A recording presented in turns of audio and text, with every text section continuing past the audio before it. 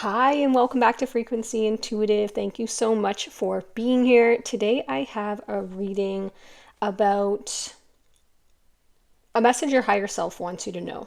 So, this is the you, the eternal you that's there running alongside the ego identity you that you incarnated with or that we incarnated with in this lifetime, is my understanding. Everyone has a slightly different interpretation depending on your belief system, so whatever that means to you. This is a message from them about something going on in your world that they would like to draw your attention to or assist you in shifting energy around. That's what came through in my meditation about this reading. And it has changed and evolved quite a few times since I originally picked the cards. So we have actually two decks. One is, I'm just going to show you the guidebooks. So the beige cards at the bottom are from the Inner Temple Oracle, and the blue cards are from the Healing Waters Oracle. I couldn't quite pick four from one. There was just different impressions that wanted to come through and strong themes, so we are combining them. So for pile one, the card is golden with this crystal that someone told me once was like a pineapple quartz. I wish it was a golden healer, which I don't even know what that looks like, but it just keeps coming through in my mind, golden healer. So maybe you have that stone and you want to work with it in this reading. Maybe it is a golden healer.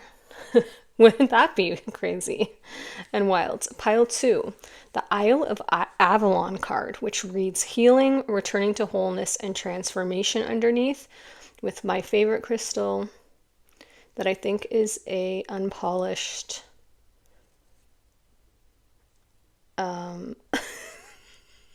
I don't know why I can't remember the name of crystals. My favorite crystal that I don't know the name of. That makes no sense. That I purchased and it escapes me. I think it starts with an A. That's all I know. The Burning Rose is pile three, which actually one of my other favorite crystals is this two-tone crystal that I don't know what the two tones are. That's pile three. Pile four is this Clear Waters card that makes me feel so soothed. And it says clear vision, confirmation, right timing, and opportunity with this clear quartz. Your pile almost didn't have a crystal. So if you don't like working with crystals, or you like, this could also be a no crystal pile. I just also felt drawn to the clear, or this is not clear quartz. I don't know what this is. Why can I... Never. This is just okay. Is it clear quartz? Wouldn't clear quartz be clear? I don't know anymore. My days of wishing I was a crystal guru are still not here. Are still escaping me, but I'm fine with that. So tune into which pile you feel drawn to. You can always watch all of the piles just for activations or key phrases or whatever you feel you want to just hang out. I'm cool with that too. So let's get into it. Pause it if you need more time, and I'll see you in your go. Hello, pile one. You are in the right place is what I wanted to say. Usually I say thank you for being here, but also thank you for being here. You have this really beautiful, powerful golden card with this crystal. I'm going to start by reading from the guidebook for your card. So your card reads...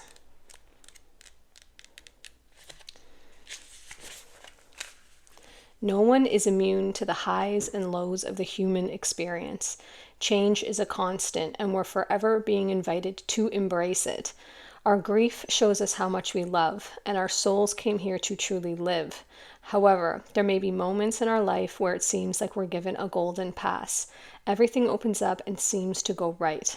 It's at times like these that we must embrace every single moment, celebrate our wins, sing at the top of our lungs just how grateful we are.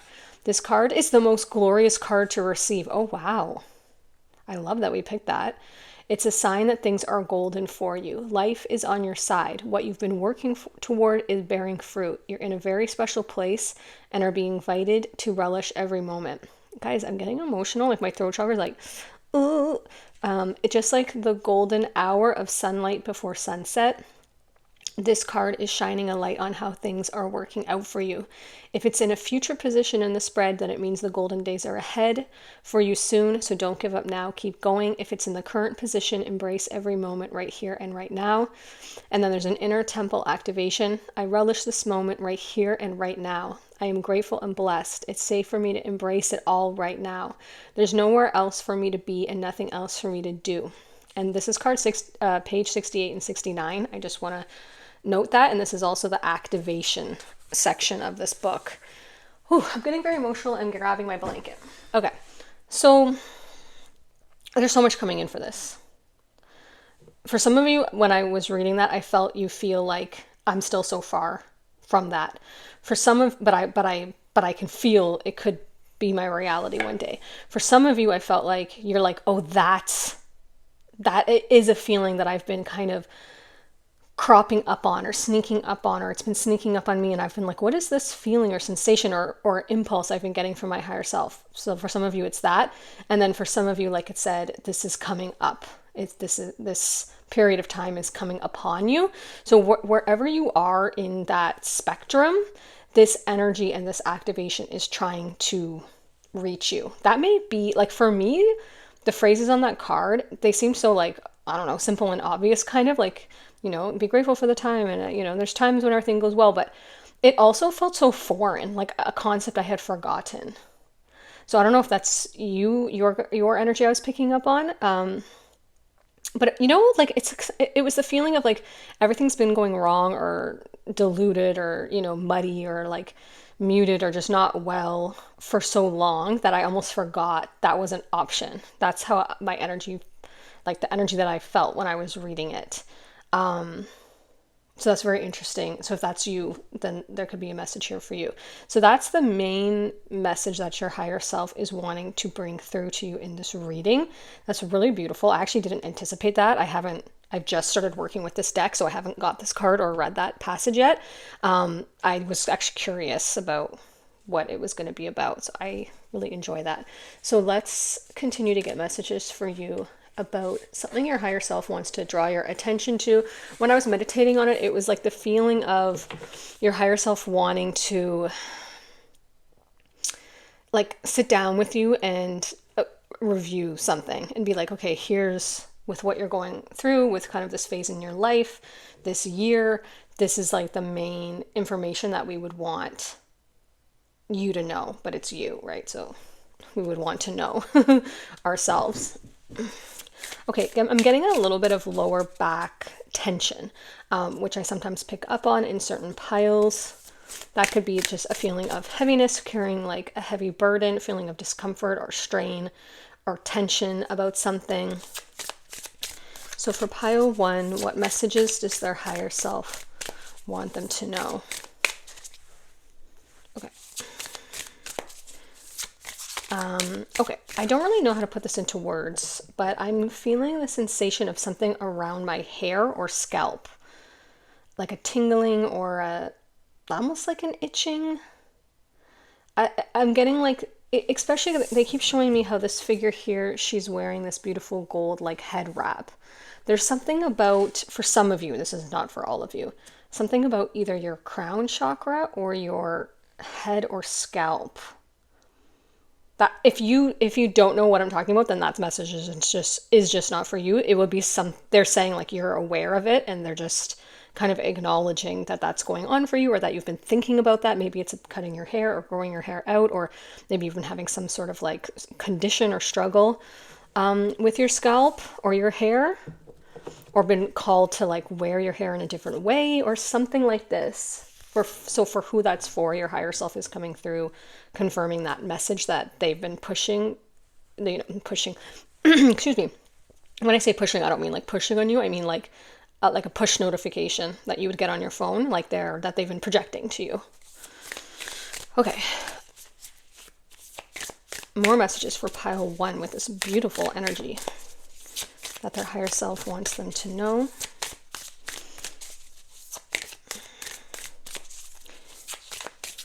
I heard two phrases. First came out collaborate, and then second came out kundalini. So you could be going through a kundalini awakening. Oh, yeah, transformation. Okay. And another gold card. I love that. We know we love an aesthetic over here with the Virgo, my little Virgo soul. So you got moon magic with transformation. And more gold, like I said. I love how there's these two, like, very serious looking dogs that look super protective on either side of this figure. I feel like, oh, I'm getting very emotional. Like it's in my heart chakra. I feel like you're, like, can you see the authority of these dogs or emperors?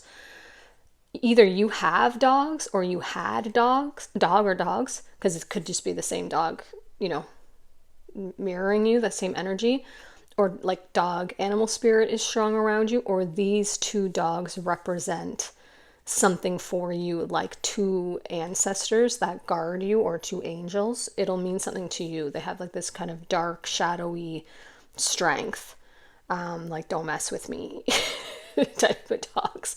I'm gonna actually read from this deck because I haven't used this guidebook yet, and because they're so similar, and I just said Kundalini Awakening, which has to do with transformation, and then the transformation card came out. I just want to make sure I get everything for you. Oh, it opened almost right up to it. I don't know if you saw that. As we move through life, we can aim high or low. For example, when it comes to your current situation, you can hope for small changes, or you can aim for massive transformation that takes everyone involved to the next level. There is magic afoot now. I felt that in this reading. I meant to say it in the intro. There's a very like magical energy here in the reading. Even if you can't yet feel it, you have the power to transform your life. Believe that whatever you're going through right now is what you have to experience to get where you want to go. A romantic situation can get better than ever when you draw this card, but do allow the universe to show you who the romance will be with. It could be your current partner, it could be someone else, but transformation is possible. Oh, okay, I see. Now it's going into abundance. If you're asking about abundance, know that transformation is possible in this regard too. Either way, you have to believe in your powers and your ability to shape your life. Once you do that, align with the moon cycles, set intentions at new moon, and do release work at full moon, and watch your life transform. Additional meanings could be, you can do this, dig deeper, you're learning about your powers, believe, you've got the power, or this is a soul test. I'm interested that it doesn't say anything about the two dogs. The moon has a magical quality about her. The fact that you're reading this suggests you're ready to tap into it. Go out into the moonlight and make some beautiful magic, and better yet, do it with like-minded souls. Okay. So just because the card said that and I didn't expect it, but it feels like it makes sense, this could be about your pentacles, abundance, or this could be about a relationship, or this could just be about your own general self-life world that you're going through. So what other messages besides transformation and this golden do we want to communicate here to you? I'm going to get the Healing Waters deck. What? Why are these? That was so strange. I didn't see that. Why were they turned over like that? More messages for pile 1 from their higher self. Yeah, I'm seeing a K again. Originally, when first I saw the C collaborate, then the C changed to a K, and then it said Kundalini, and now they're showing me again K, as in somebody's name. So if that's you, or the name of someone you're asking about, then there's a message here for you. And it's like I'm getting a little like itch behind my left ear on my scalp, but it's not like I don't know. It's like a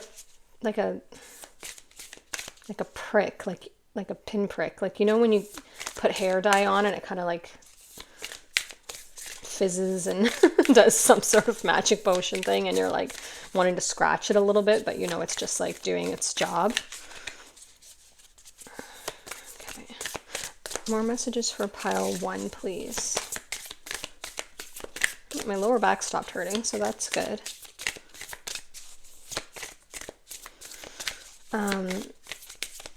Ooh, what's that? Huh. So I've never noticed this before, but there's like a sort of like a color imprint, if you can see on the back of this card. Like none of the other ones have it. It must just be a printing error. Like it's flush to it. There's nothing on it. But I saw that when I was shuffling and it stood out to me. So I'm going to take that as your card. Okay, so that card says the Well Maidens, kindness, respect, reverence, and compassion. And I want to read it. Sorry if, like, I don't want to say sorry because one of you lovely viewers pointed out that I do that a lot, and rightfully so. She was like, you should, stand in your confidence. You don't have to feel sorry, like have confidence in your reading abilities. And I'm like, you know what? Thank you. Thank you. I would have probably replied to that message by now, but you are so right. Not sorry that I'm reading from the book. That's what I feel to do, so that's what I'm doing. The Well Maidens. Like, I don't, like I would explain myself in the last reading and I'd be like, I don't want to do this. I don't want you to think I don't know what I'm talking about and I just want to use my resources. And then I got the energy of what that viewer was saying. She was like, you don't need to explain yourself to us. Like, just have confidence in what you're doing. Like, you got this. Like, you're doing a great job. And I was like, you know what? That's an old habit that I need to stop doing. Being like, oh, sorry, and over explaining. So I don't know if the reason it comes up in the reading is typically if it's not because like I'm telling you about me. It's usually because the situation relates to something you're going through. So if that's a tendency that you have, because it'll kind of like purge out of my consciousness at the same time. And you'll be like, wait, I do that too, So let's collectively, if anyone else has that tendency to feel like they need to over explain what they're doing, or justify why they're doing something or apologize, let's collectively heal that together. Okay. Oh, I opened up to the wrong card. I thought I got that. Here we go. Throughout history, there have been people who have tended to and protected our life-giving wells. In the land of what is today the United Kingdom in Europe, many of these sacred wells were named after goddesses, including Brigid, Danu, Soli, and Anu, before they were absorbed by Christianity.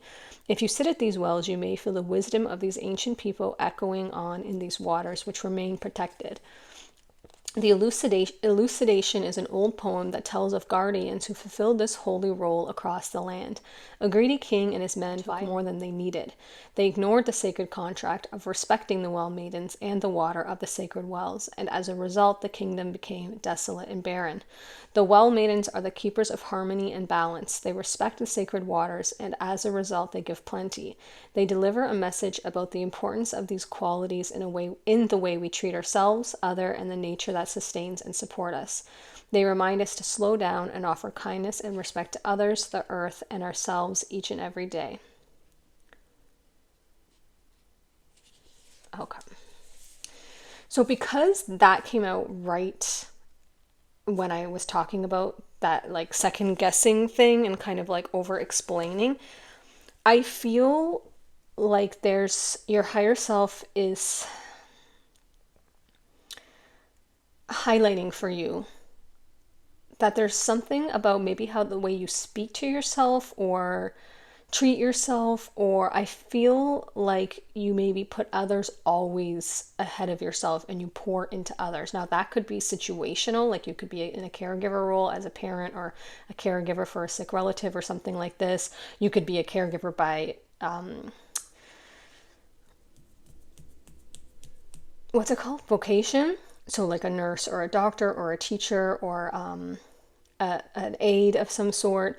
And so I feel like there's some, like I said, they're highlighting this need to make sure that you are also a priority, if not the main priority. I know that's not always possible, like in a parent role, there's obviously your kids' well-being, and that naturally comes first and in most scenarios in a healthy dynamic. But okay, so the information's getting a little choppy here. I can feel it. I can feel it's like fractaling off into like some of you are accidentally triggered like past trauma with caregivers. Some of you have you're overwhelmed, you're super stressed out because of that, and I think this message pertains to you, but I feel like there's a little bit of resistance in hearing it from your higher self, which is maybe why you haven't heard it yet, like because your higher self would just download the info to you directly. But sometimes we need to hear it back in a reading because it's very subtle when it comes from our internal voice. And then some of you are like, yeah, I hear you, and that makes complete sense.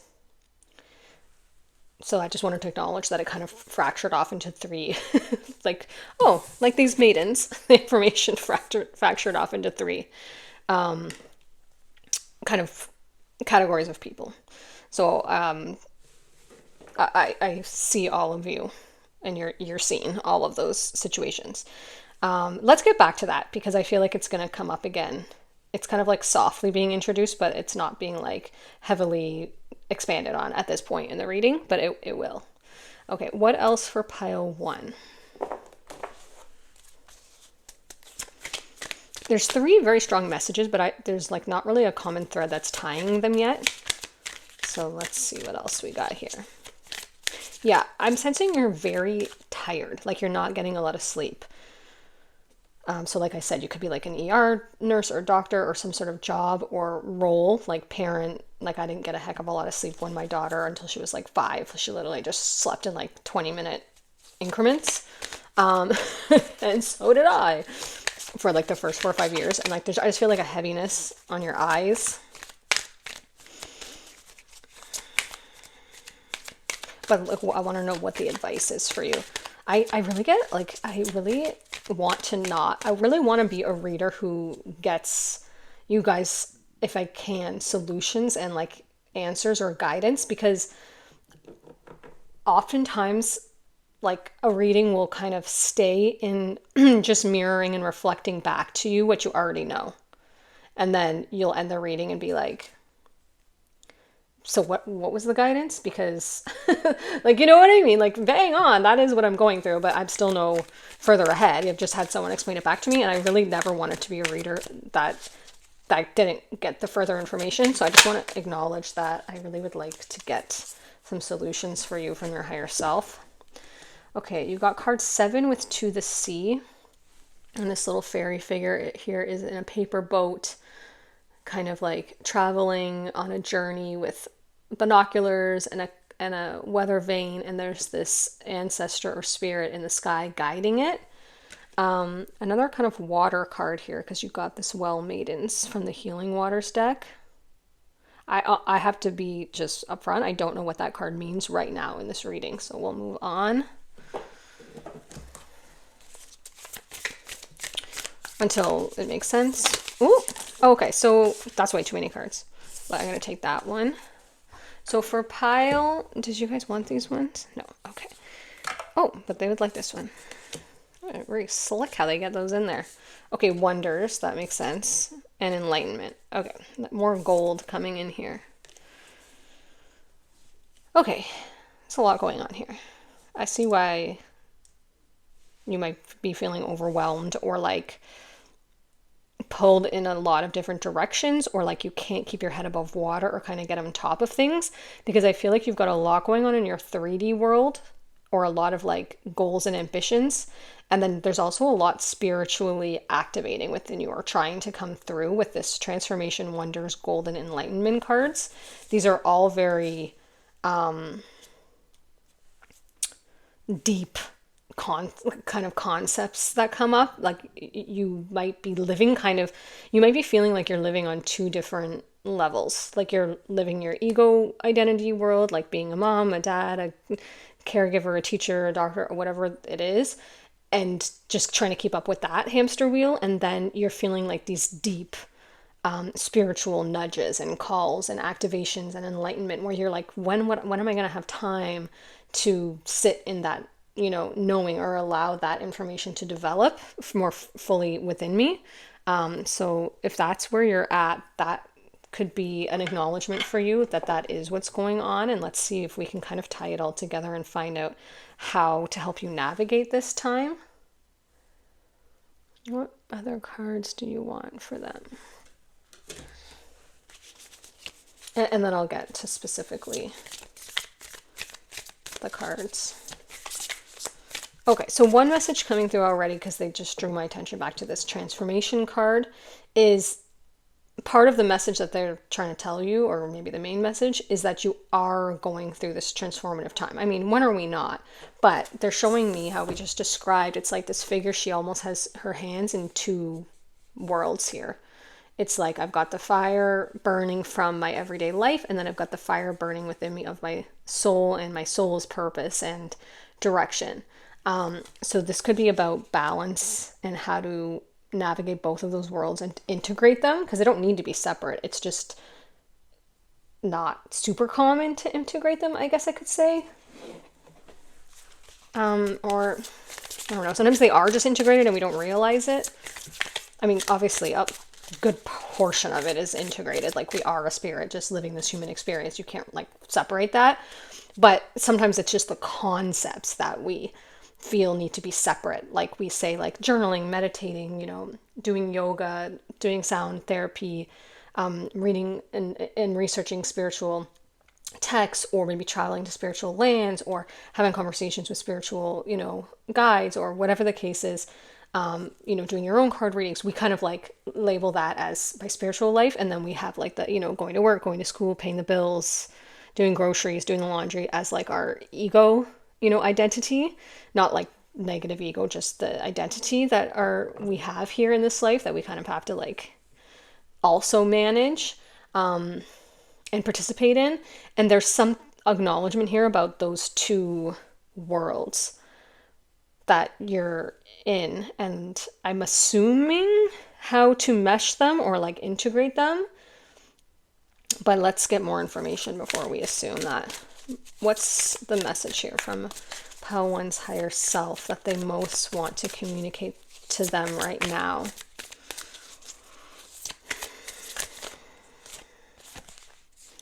Star Keeper. Oh, okay, yeah. So this is kind of what we were just saying. So there's an Egypt coming up here with this Egyptian symbolism or illustration. It says Star Keeper, cosmic ancestry. Seed the light by staying grounded, which is what I'm feeling. Do you see what I'm saying? There's like this seesaw you're on, this duality. It's like you've got the one foot on earth, but then it's basically like the upright human chakra system. You've got your base, your feet, or I guess your earth star chakra, I'm not sure which of the other ones, grounded into the earth. And then you're upright into the atmosphere, basically. You're rooted down by gravity, but then the rest of your body is upright into the heavens, essentially extending into the heavens through your crown chakra and your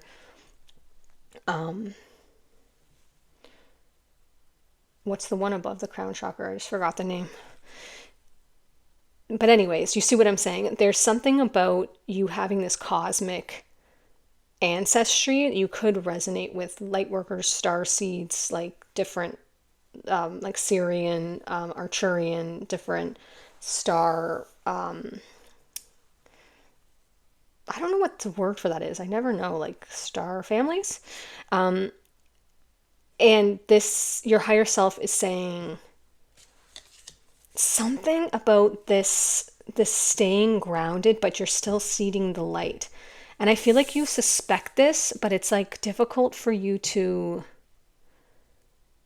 understand this concept, because I'm even like, this is the first time I've explained this for sure in a reading. So or ever. So I'm even like trying to find the vocabulary for it. So I think the service that your higher self is trying to offer here is to put this concept that you've been feeling or kind of like trying to understand into a structured form with words here in this reading, so that you can see this is a concept that your soul came here to live this specific purpose. And it will be easier for you to like grasp and walk this path when you understand this dynamic that you've come here to live in, which is this one foot on the earth, one foot in the cosmos type thing, which we all have to an extent, but there seems to be something specific. Okay, I do see, I'm getting another message coming through here with the golden card. Yeah, because let me just finish that train of thought, guides. There does seem to be something specific that they want to illuminate here for you. And I think it has to do with these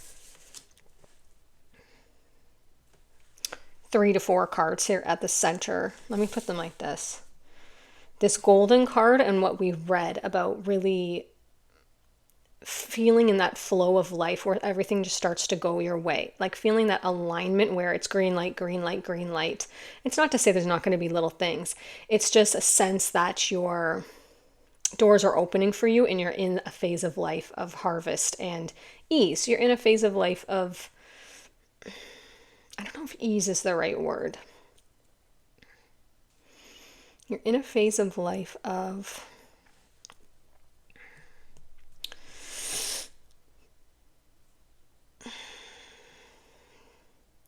it is like abundance, but it's not like abundance. It's not the vibrational frequency of the word abundance that most people mean, like necessarily money and things.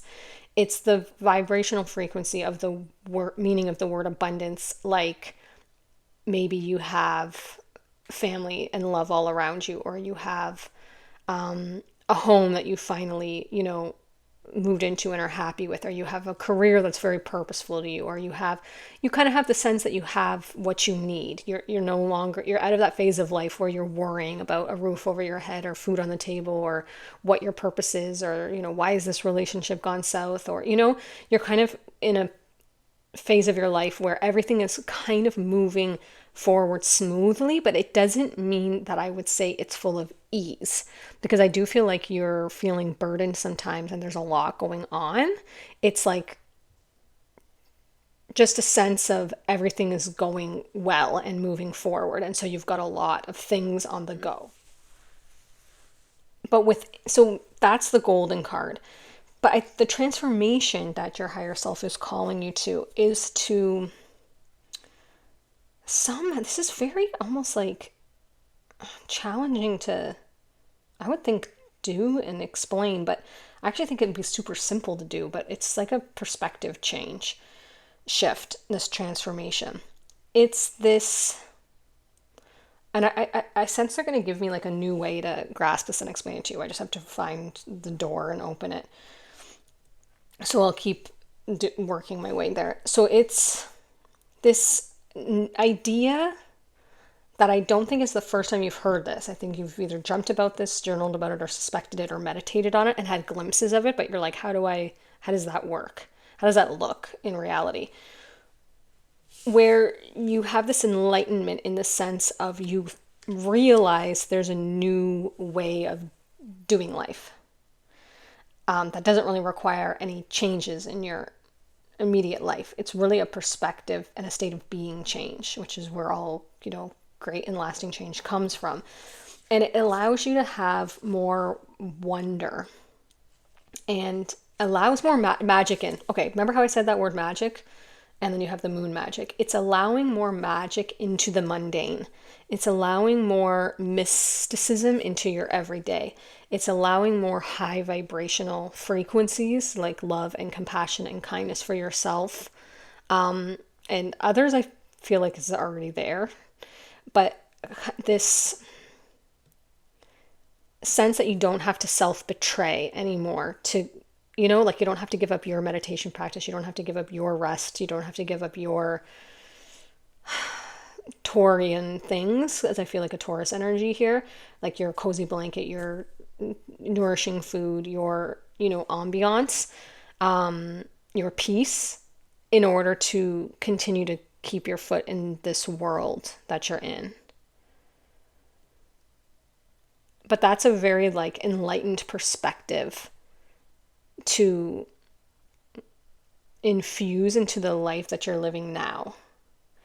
And like I said, I don't think you're super far off from this concept, because I think you've been suspecting this for the past couple of months, if not year or two, where you're like, I wonder if I could just live this life that I'm living, whatever it is you're doing, just like regular life, going to work, being, like I said, a parent or a caretaker or whatever, by yourself, whatever it is. caretaking yourself, like that's the main one. And then whatever else your path has brought to you so far. And you've kind of suspected, like, I wonder if I could live that. It's almost okay. It's almost the idea of romanticizing your life. That was like a big trend, like a couple years ago, kind of like romanticizing everything. And it was a very new concept to people because it was just taking a regular, mundane, ordinary task like washing your hands or reading a book or doing the dishes or driving to work, and romanticizing it and making it pleasurable, making it enjoyable, allowing the wonder in it to come through, like the feeling of the warm water on your hands. And you know how, like, if the sun's coming in, one of my most magical moments in life is when I'm washing my hands and there's a window in front of me, like over the kitchen sink or something, and the light catches on the water faucet spray and it like sparkles, like it just lights up, and you can just see every like refraction of the water reflecting, and it just looks like a literal like shimmering waterfall coming out of the sink, the dirty dish sink. And then when you add soap to that, and then the bubbles are reflecting that kind of, like auric, all of these like pastel iridescent colors, and then the bubbles pop and little bubbles start to fly in the air, and like you're just washing your hands, which if you're like me, like a Virgo, happens 20 to 30 times a day. That's why my hands are so dry. But it's, the act of making that a moving prayer, and making it so, like, allowing the wonder to come in to all these tiny moments, which allows this golden energy to come into your life, and this respect, compassion, reverence energy where you're grounded, but you're no longer assuming or seeing and perceiving the grounded energy, your 3D identity world that you're living, as without wonder or magic or mysticism or enjoyment or pleasure. You're kind of like, if I could infuse each of those daily moments with this enlightened golden wonder energy, this magic, that would transform my daily existence into one of wonder and pleasure and enjoyment. And not only that, it would see the light. That's really the purpose. It's not only like, it's the purpose is twofold. I'm sure it's 100-fold, but the two that they're showing me is, one, it's more enjoyable for you because you didn't come here to be stressed, burdened, and living a black and white existence without color. You deserve and you intended to come here to romanticize all those mini moments, because those moments are like free. And I think sometimes we get it stuck in this, dysfunctional construct that you can't have those little sparkly magic moments until you get the new purse or the new car or the, new boyfriend or girlfriend or whatever, or the new job, like that. Those are out of reach until those things are achieved. And your higher self is coming through to remind you, like, at the very basic level of just, waking up every day, you have the opportunity to perceive all of these mini moments, your first beverage of the day, whether it's a crystal clear, cool glass of water or a coffee or a tea or whatever, your smoothie, and then the first time your eyes alight on the sun or the beautiful rain falling or whatever it is, and then the smell of the rain on fresh earth, like in the spring. Like, they're showing me all these like quick snaps of like a million different things that are so wondrous and magical that we like. And I know this message has been communicated like 1,000 times, but just want me to say it in a new way if I can, or maybe you haven't heard this in a while. Because I'm having resistance because I feel like I'm repeating something that you're like probably have heard from a million different books and readers, and so there's a little bit of like hesitancy on my part because I don't want you to be like, yeah, like I've heard this before, like blah, blah, blah, romanticize your life. There's something like fresh about it that they're like, just trust that you will grasp this now and enjoy it in a way that you haven't been able to before, if maybe you've tried it before. And so part of it is that just allowing yourself this abundance of satisfaction and pleasure and a heightened state of being that would come from actively, intentionally, what is the word? Because the romanticized word is not quite the word, but actively, intentionally allowing yourself to experience the fullness of each of these moments. Then it's like you have this golden ray of frequency energy kind of infused into your day. Like it's just covered in golden stardust, if you can picture. Instead of that moment just being washing your hands, now it was a golden moment that your soul interacted with at a deep level and saw it through the eyes of a higher frequency. And imagine that times the whole day. Like maybe you start with just one an hour, like, because our mind, we still have a brain, right? And like those neural pathways are going to take a while to wire if you're patterned to just repeat habits without really thinking. But that's kind of the point of what your higher self is saying, is can you shift those neural pathways, rewire them so that you're allowing in the wonder, you're allowing in the gold of each moment, instead of just the colorless version that you're just interacting with each moment out of habit, and you're not letting the magic and the golden light. They keep showing me this is very accurate illustrative depiction. It's like, if this is the moment that you're perceiving, if this is the moment that you see this figure's holding in her hands, whatever it is, you're having your coffee, you're interacting with a person, you're sitting at a stoplight, you're driving to work, you're reading a book, you're doing the dishes, you're doing laundry, you're paying your bills, allowing the high frequency energy frequencies to penetrate that moment for you. Like say you're paying your bills on like mobile banking. They're showing me this example. Allowing yourself, while you're doing it, it doesn't have to take extra time. It can be layered on top of the task, because it can be happening at like a spiritual, mental level. Allowing yourself to wonder at the technology, that you don't have to go into the bank anymore to do this. You don't have to send in a check like we used to. You can go on your phone, and the technology, at the genius of the people. Some people had that idea and created the technology and the app and the software and all of the maintenance of it to allow the simplicity of paying funds to a company that provided a service from the comfort of your own, couch or home, while you watch your favorite show, like, even saying it, I'm like, how have I not thought about that before? I have kind of thought about that before. I'm like, oh, this is cool and easy. But like, to really allow the golden light race of like the level of genius and just cooperation and collaborative co-creation that one task took to bring that ease into our existence is just like so cool, and I'm not saying like, of course there was things about going into the bank that were also beautiful, but that's kind of the point, right? Because then you have the human interaction and things like this, you got some fresh air and blah blah blah. But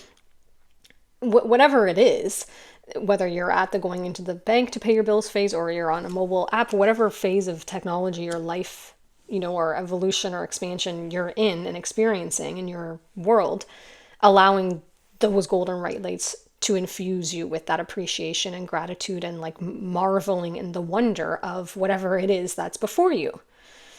I'm going to move off of that because I feel like I'm over explaining it now. So card 7 with the to the sea that my hands just picked up and I didn't even realize. They want to talk about that. I want to get a clarification card for that. Oh, but first, they would like to go back to this. So the second part, because I didn't get to the second part. So the first part was you and your experience and adding more pleasure. The purpose of that, improving your everyday experience in the sense of like, you're more deeply satisfied, you're more fulfilled. You wake up excited for the day because you're excited to see where you can find these golden nuggets. It's like you're living life for the first time again. Like you're experiencing every interaction and thing through new eyes. But then the second part that this card highlights is seeing the light by staying grounded.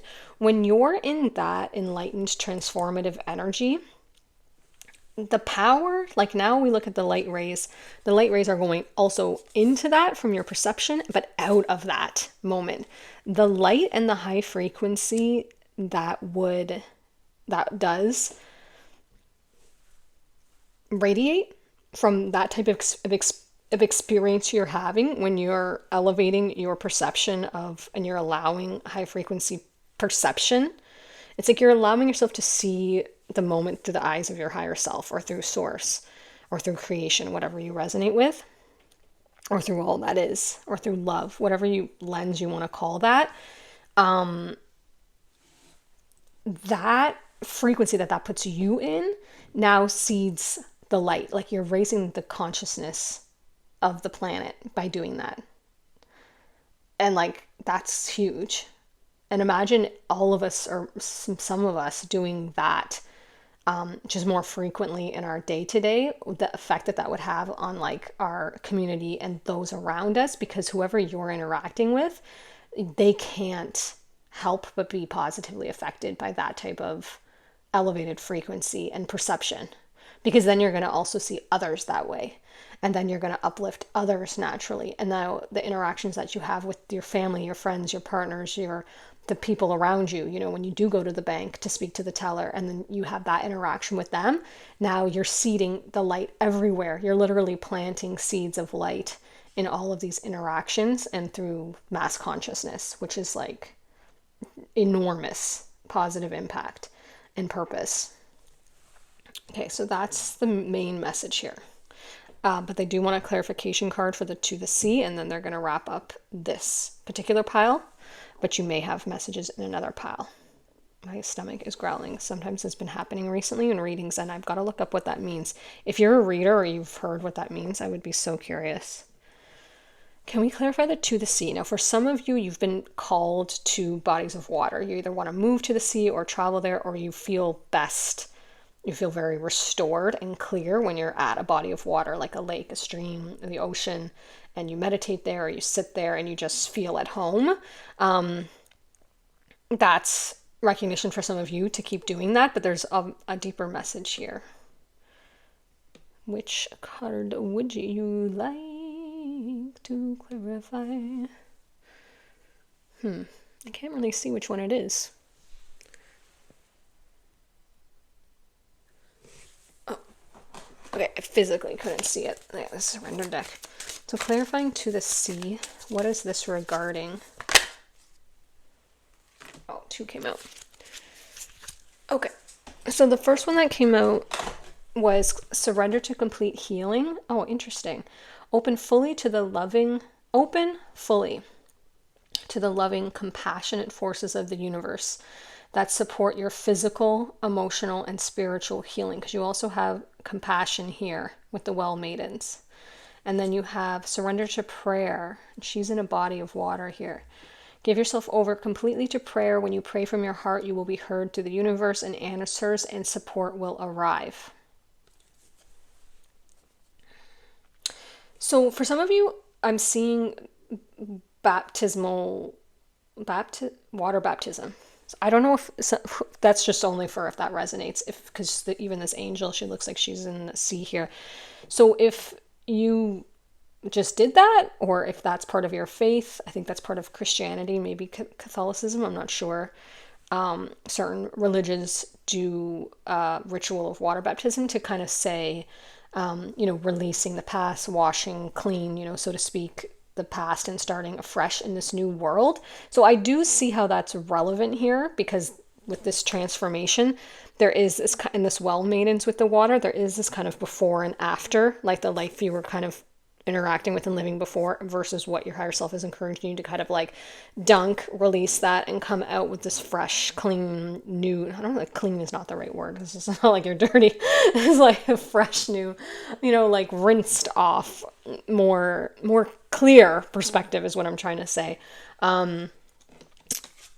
Because I feel like some of you are asking for help about something specific, because both of these talk about support.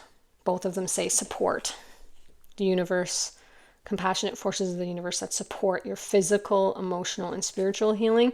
And this one says, and the answers and support will arrive. So if you are asking for something specific, like a physical healing, a relationship to be healed, more abundance or some sort of protection or solution for a situation, or healing if you're going through grief. Sorry, that was the first one they showed me. Sorry about that. I can actually get one more card. I'm going to put these here and then get you another card. I'm happy about that.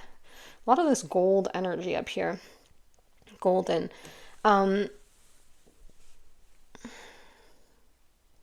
what does that have to do with to the sea? Because we were clarifying it, besides the water baptism image. Even this figure, she's walking out to the water. I feel like it has something to do with the ritual of cleansing maybe a heaviness or an old perspective or something, because there's a lot of water energy. These two are in water. This is the well maidens, and then the to the sea.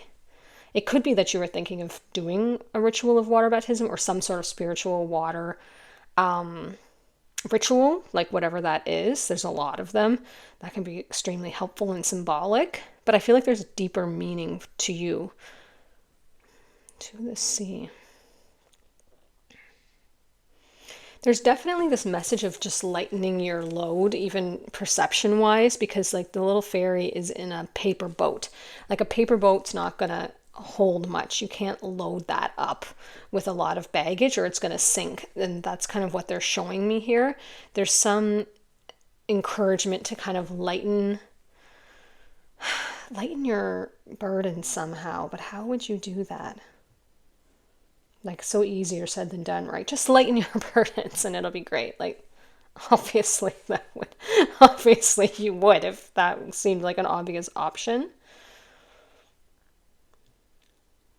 Give yourself over completely to prayer. You pray from your heart, you will be heard, answers support. Okay, so there's a trust there. There is some just kind of like giving this over and surrendering and relying more on the higher forces for whatever your needs are, for sure. That's in here, but it does seem a little disconnected from the reading, but they want to like incorporate that in case this path that you're on is like, in case you're on that side of the spectrum that I said that was like, you're not feeling like your life is golden, you're feeling like it's very not golden.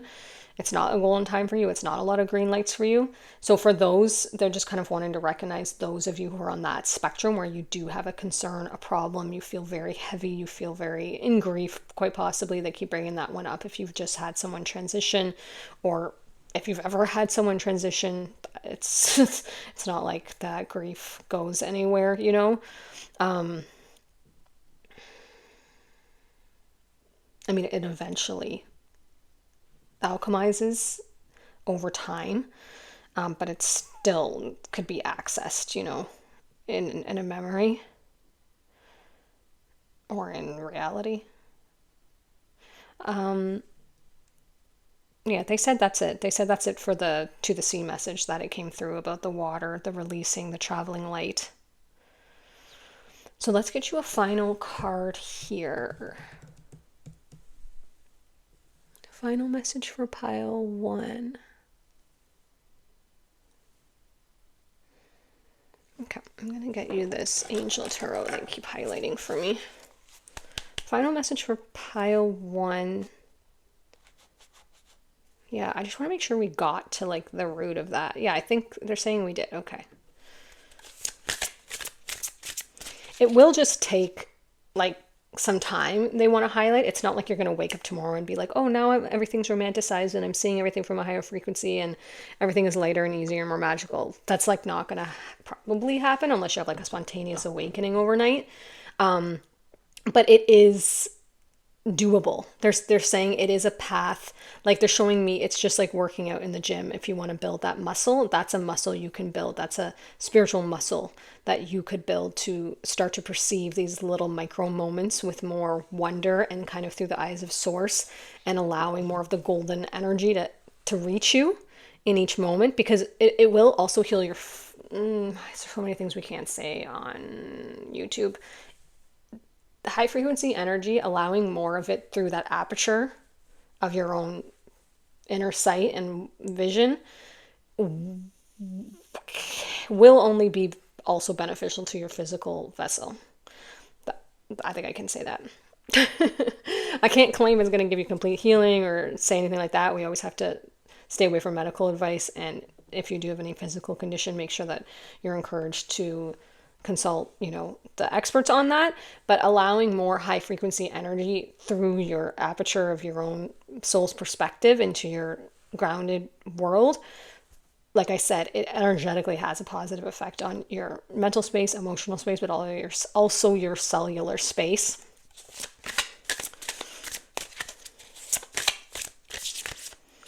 This one. Ooh, card 9. Nice. Epiphany. Oh, you have Epiphany and Enlightenment. Yeah. This is it. This is wrapping up your card. Card 9, Epiphany, which I believe is the Hermit card in the traditional tarot. Archangel Raziel, joy through spiritual growth. That's basically what this entire message has been about. Be a light unto others with this kindness, respect, reverence, compassion, enlightenment, and seed the light. And answers that come through meditation. I think rooting your day and your practice, if you can even get 5 minutes of meditation in, will revolutionize and transform your day. 9 could be a meaningful number to you.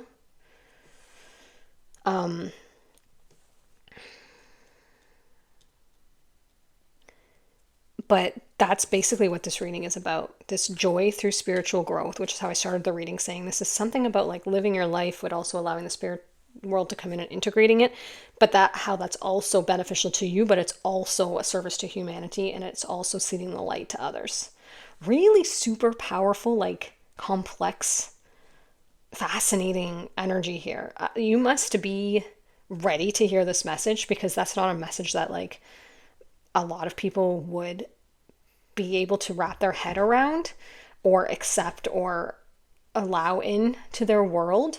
Like I could see a lot of closed doors shutting down the message, like I'm too busy, that's too much to take on, that's not possible, I tried that, you don't know what I'm going through, like I can see a lot, because I've even been in those energies myself before, so I understand the resistance. So if you're here, even if you feel like you don't know how to do this, you must be in the vibrational realm of this concept for your higher self to project it to you and kind of offer it as like a next transformative state of being and awareness.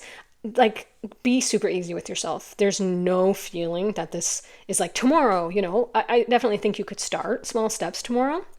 I think that would only improve your experience, but I think this is your next phase or chapter of spiritual and like 3D physical evolution and expansion, probably over the next 5 to 10 years, like in the next cycle of a decade. I don't think this is like tomorrow, but I think it could start today, and it would start to build. And I think once you're aware of this concept, it will only continue to anchor in more over time, and more as you show yourself how it feels to engage with the micro moments in that way. And like what benefit it yields to yourself and those around you. Okay, thank you so much for being here and allowing me to bring this information through. I really enjoyed that. If you did resonate, I love hearing from you guys in the comments. You guys expand my whole world and consciousness with your comments. It's like you give me new things to think about. You help me to like connect with the energy that I was reading, and it like anchors it in more, to this channel and to my own awareness. And I just really enjoy that. If you want to comment, if you don't, no worries at all, no pressure. Thank you for liking, subscribing. Thank you for even being here, or whatever you felt called to do. I absolutely appreciate that from the bottom of my heart. If you did feel called to one of the other piles, then I'll see you there shortly. And if not, I will see you in another reading on another day. Bye. Well, hello there, pile 2, you beautiful humans, eternal spirits. You have the Isle of Avalon card. Healing, returning to wholeness, transformation. There could be like Celtic roots here. I'm just getting that from this card with the red hair on the figure and this very like green, earthy situation. And we're going to read from the card to start and set off the tone of your reading about what your higher self wants to communicate to you. So your card reads, I haven't read this yet myself. That's also why I don't know where it is. Oh, this is alphabetical. That makes it easier. So your card reads, legend says that Avalon was the island where Britain's mythical King Arthur was taken after being fatally wounded in his final battle.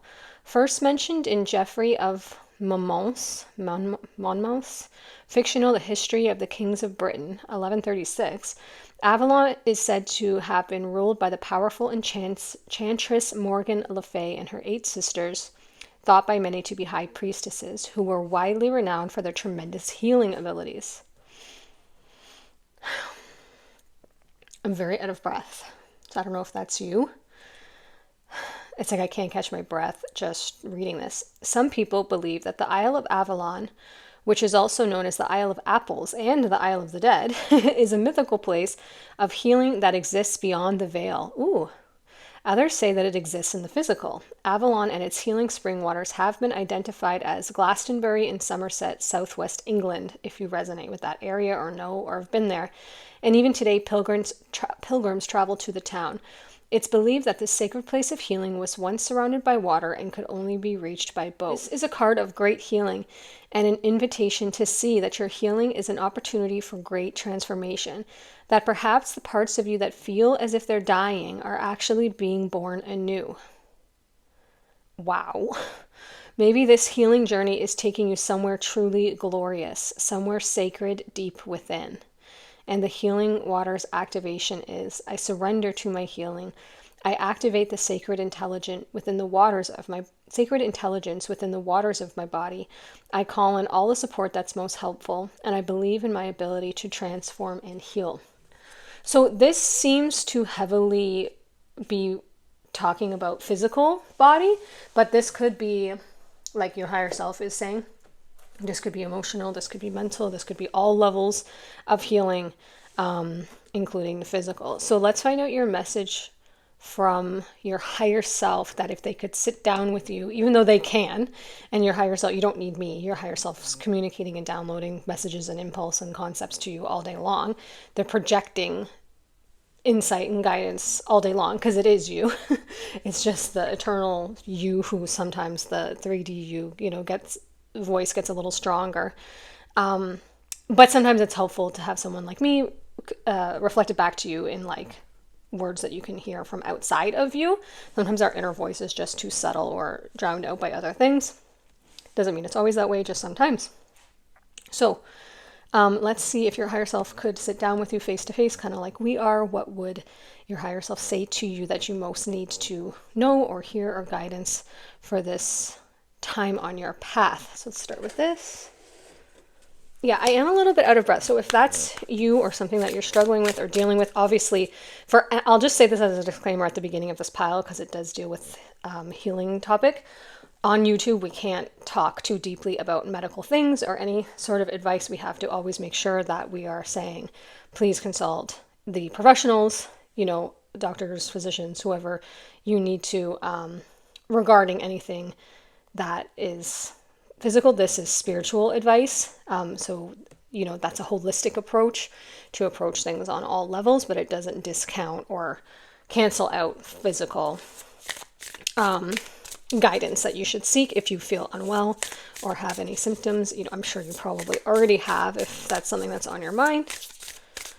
But I am having a hard time catching my breath in this pile. So, like I said, if you do need physical assistance and it's something serious or that's interrupting your everyday life, please seek out medical support for whatever is required. But we're going to focus on spiritual support here. That's a little bit too many. That's like 5 or 6 cards. Can we get information? Yeah, so my breathing's returned to normal for pile 2. So I don't know if that was just something you needed to hear maybe or be reminded of. I feel like an ease has returned a little bit.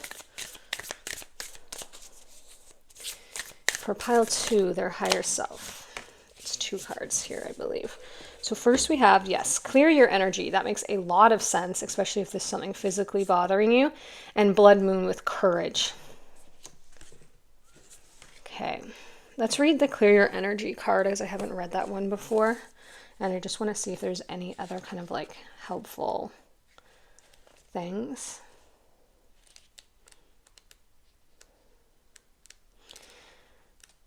So I don't know if you guys are from the pile in the last reading I posted, pile 1, because I'm hearing the same song that I heard there. That was like, I shift energy. I don't know the words. I still didn't figure out if it was AI. It says it's an artist, but I don't know. I don't know how to tell with some of those things. But you may be from that pile because I'm hearing that song again.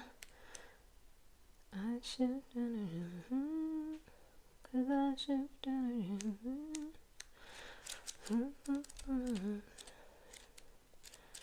Yeah, I'll link that song again. I don't know why that song keeps coming up. It's a very powerful song. Like, even if it is AI, I don't want to get into an AI battle with anybody. I'm just saying, just lyrics. The lyrics are powerful, regardless of how they were identified. Why can't I find that? What's going on? I can't find this. You saw me go through this. So I feel like, here it is. I feel like maybe you're searching for something and it just keeps passing you by and it keeps eluding you. Your higher self is saying, like, you're in a kind of frustrated energy of like nothing is working.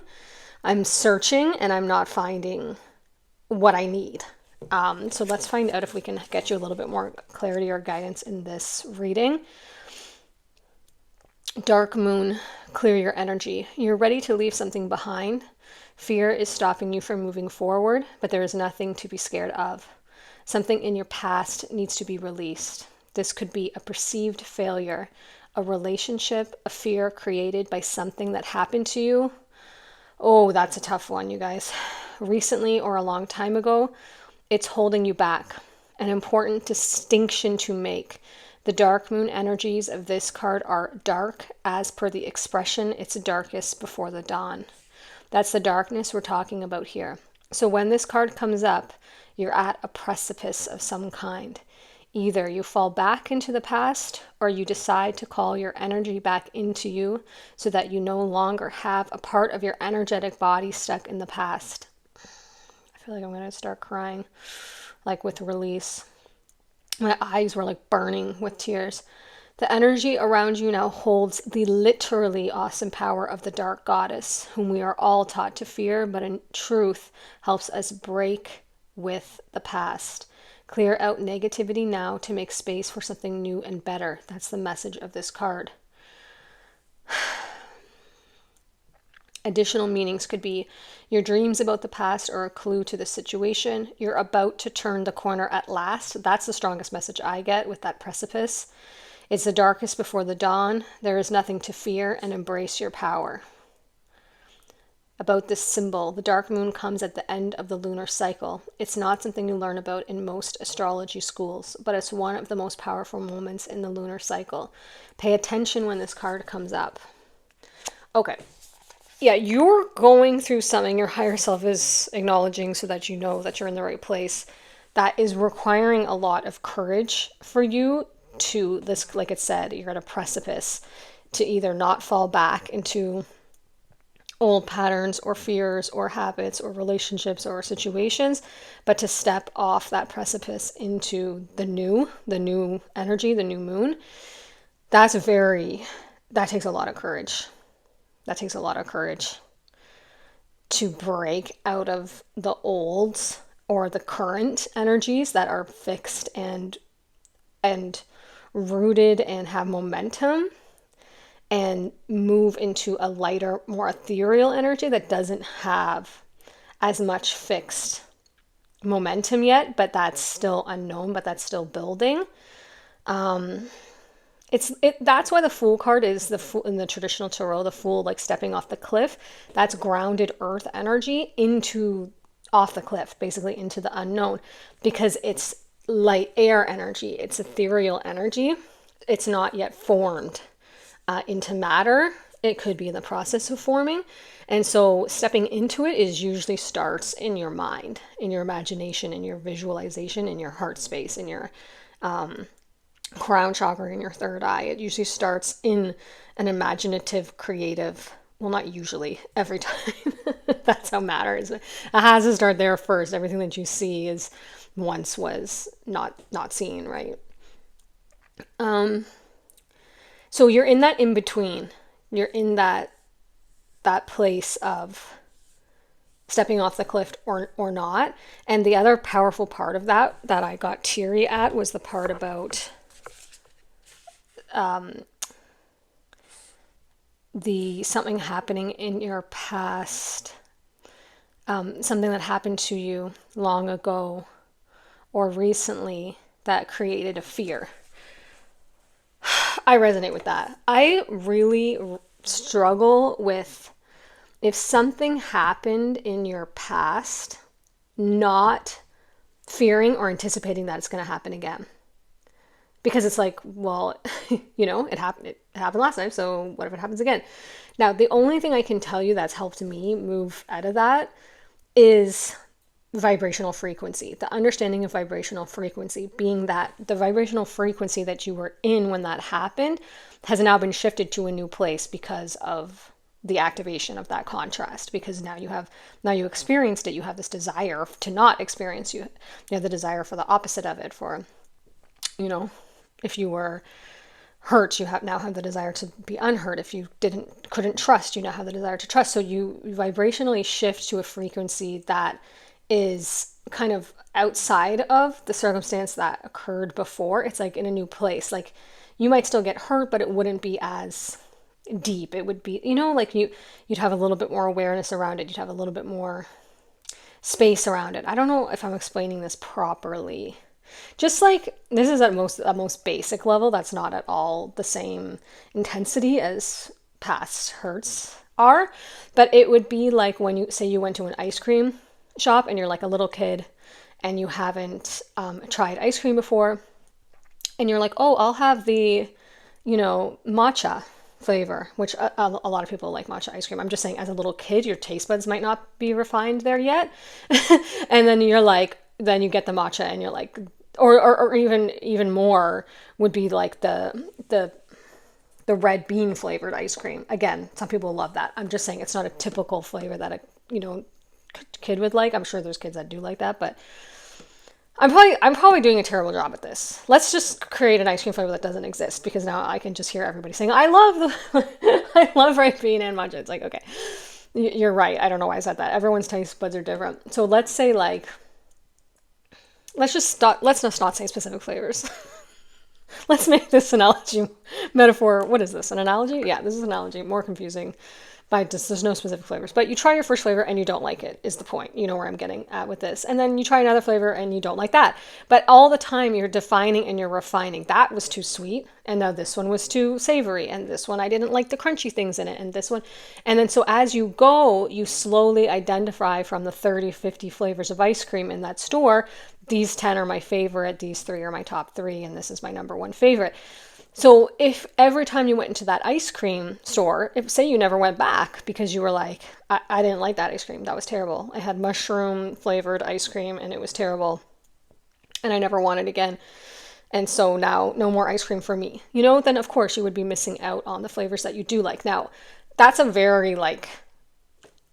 clumsy analogy, because there's some problems with that, right? Because you may say, well, there's some flavors that I do never want to try again, like that type of hurt. Like there's certain situations that we wish, like we don't want any flavor of it, if you feel me. But I think you get what your higher self is trying to say. I'm going to blame that one on your higher self. I'm blaming that whole thing on your higher self. Take from it what you will. Okay, let's keep going here. I'm going to get for you the inner What is this? The Inner Temple Oracle. Okay, so we get where they're at here, higher self. What's the message that you want to reach them? Yeah, I heard have courage right away.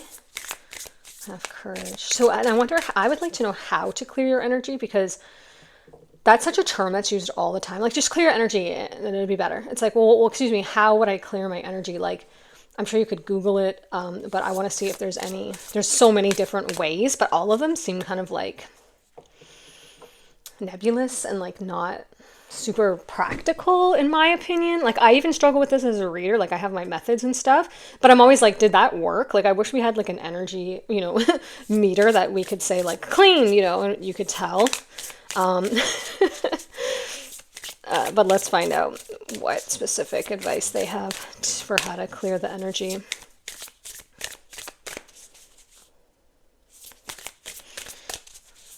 Yeah, I keep hearing that song, so I'm definitely going to link it.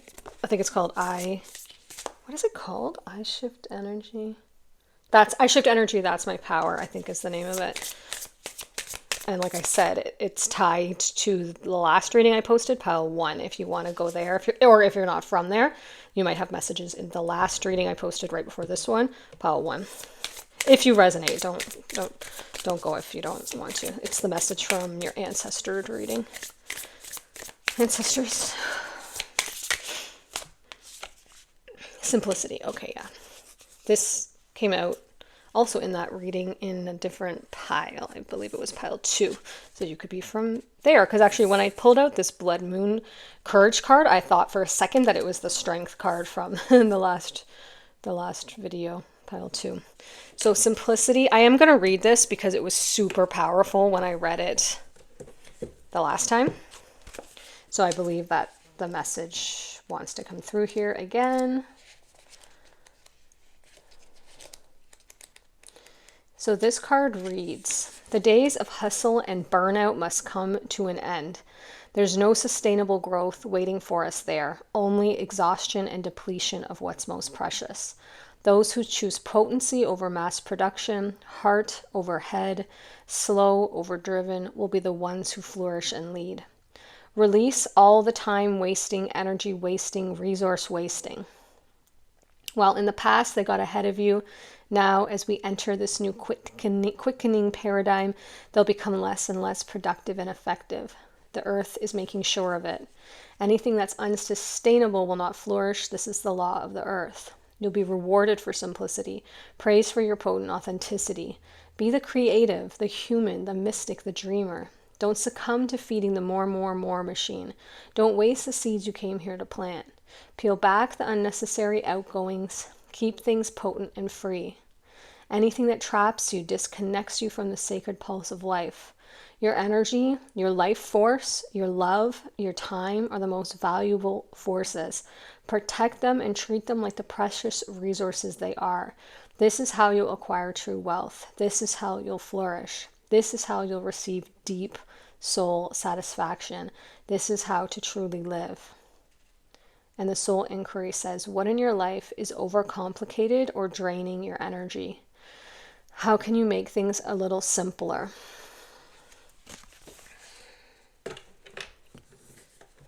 I just love that card. Sorry, they were giving me a message while I was there. Again, we can't give health advice, so I'm really like careful about how I say this so YouTube doesn't like ban my video.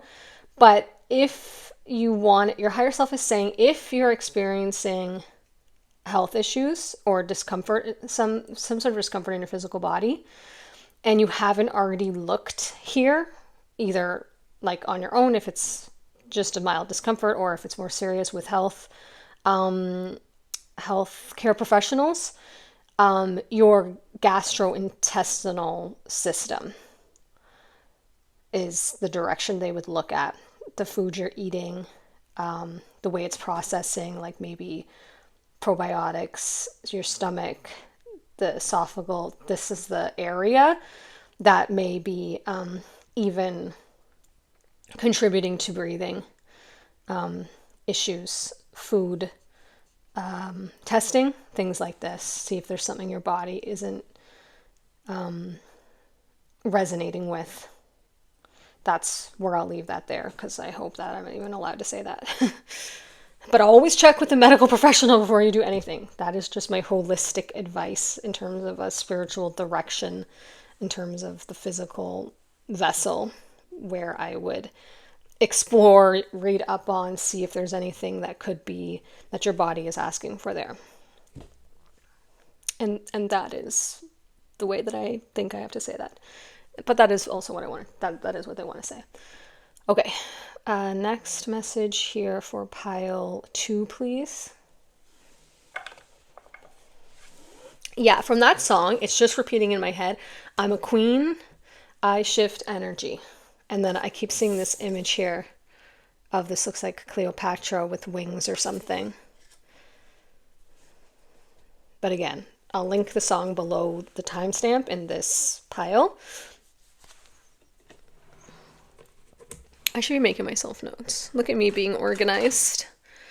Also, look at me not even having one piece of paper near me. Come on. Come on. Come on. There we go.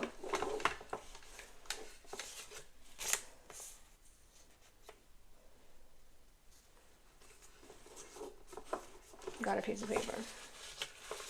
But I have to tell you something about that in a second. What am I doing? Oh yeah, pile 2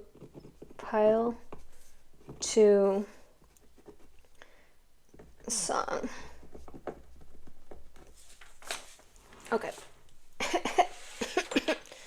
Yeah, when I was looking for a piece of paper, I found this little like note in my drawer that I forgot was there that says, "You deserve better. I love you forever." Oh my god, it's making me cry because this is a message from your higher self. Because sometimes I just put like little papers or things that I find that either my daughter read me or wrote me, or I wrote myself, or someone wrote me, or like I found in a book, and I just put them in my desk drawer, like little meaningful things. And that one's this little heart paper and says, "You deserve better. I love you forever." And that's making me cry because I feel like it's very meaningful to what's going on for you, and it's a message from your higher self. And I just like found a piece of paper because I was looking to make a note. I'm getting so emotional. And then it said that, like, oh my gosh, that's like, it just feels like such a sweet, direct message from your higher self about your situation. If that resonates for you, only take that if it resonates. If you're in a happy situation or relationship or work situation, then obviously that won't resonate for you, because you'll feel like, you know, it is exactly what you want. But if it's not, and you know what that's about, then that's for you. I'll take these two if I can see through my blurred tears. Breathe. Oh, I love that. Oh, I love that, because we're having the breath situation. Yes, yes, yes, yes for you. Breathe. Okay, definitely meditation. If you're able to do stretching or anything, breathing exercises, just breathing more deeply into the moment. But also, I feel like this is your higher self saying the breath, tune into this healing energy and tune into your intuition, tune into times of meditation, and allow these downloads to come from your higher self. And time for a nap. Yeah, this is very rest. Card 24, rest, rejuvenate, clear your energy, take things back to simplicity, slow down if you can. Like, look at the words here.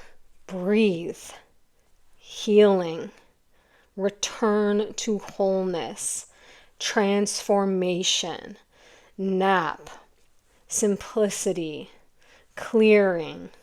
Courage is the only really activating energy, but even your higher self is like a call to action.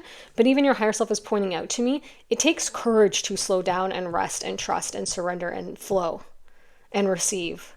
That takes courage. That takes so much courage, because we can tend to feel like, I've got to go, I've got to grind, I've got to do this, I've got to hustle, I've got to find the answer, I've got to search, I've got to seek, I've got to go, I've got to move, and to have the courage to release and trust a little bit. Not that you're not taking action or following your impulses, but to stop the franticness takes such courage, because it's saying, I trust that if I step off the gas and just coast a little bit here, that my steering wheel will be guided by a force greater than me to the information, the answers, and the resources that I need.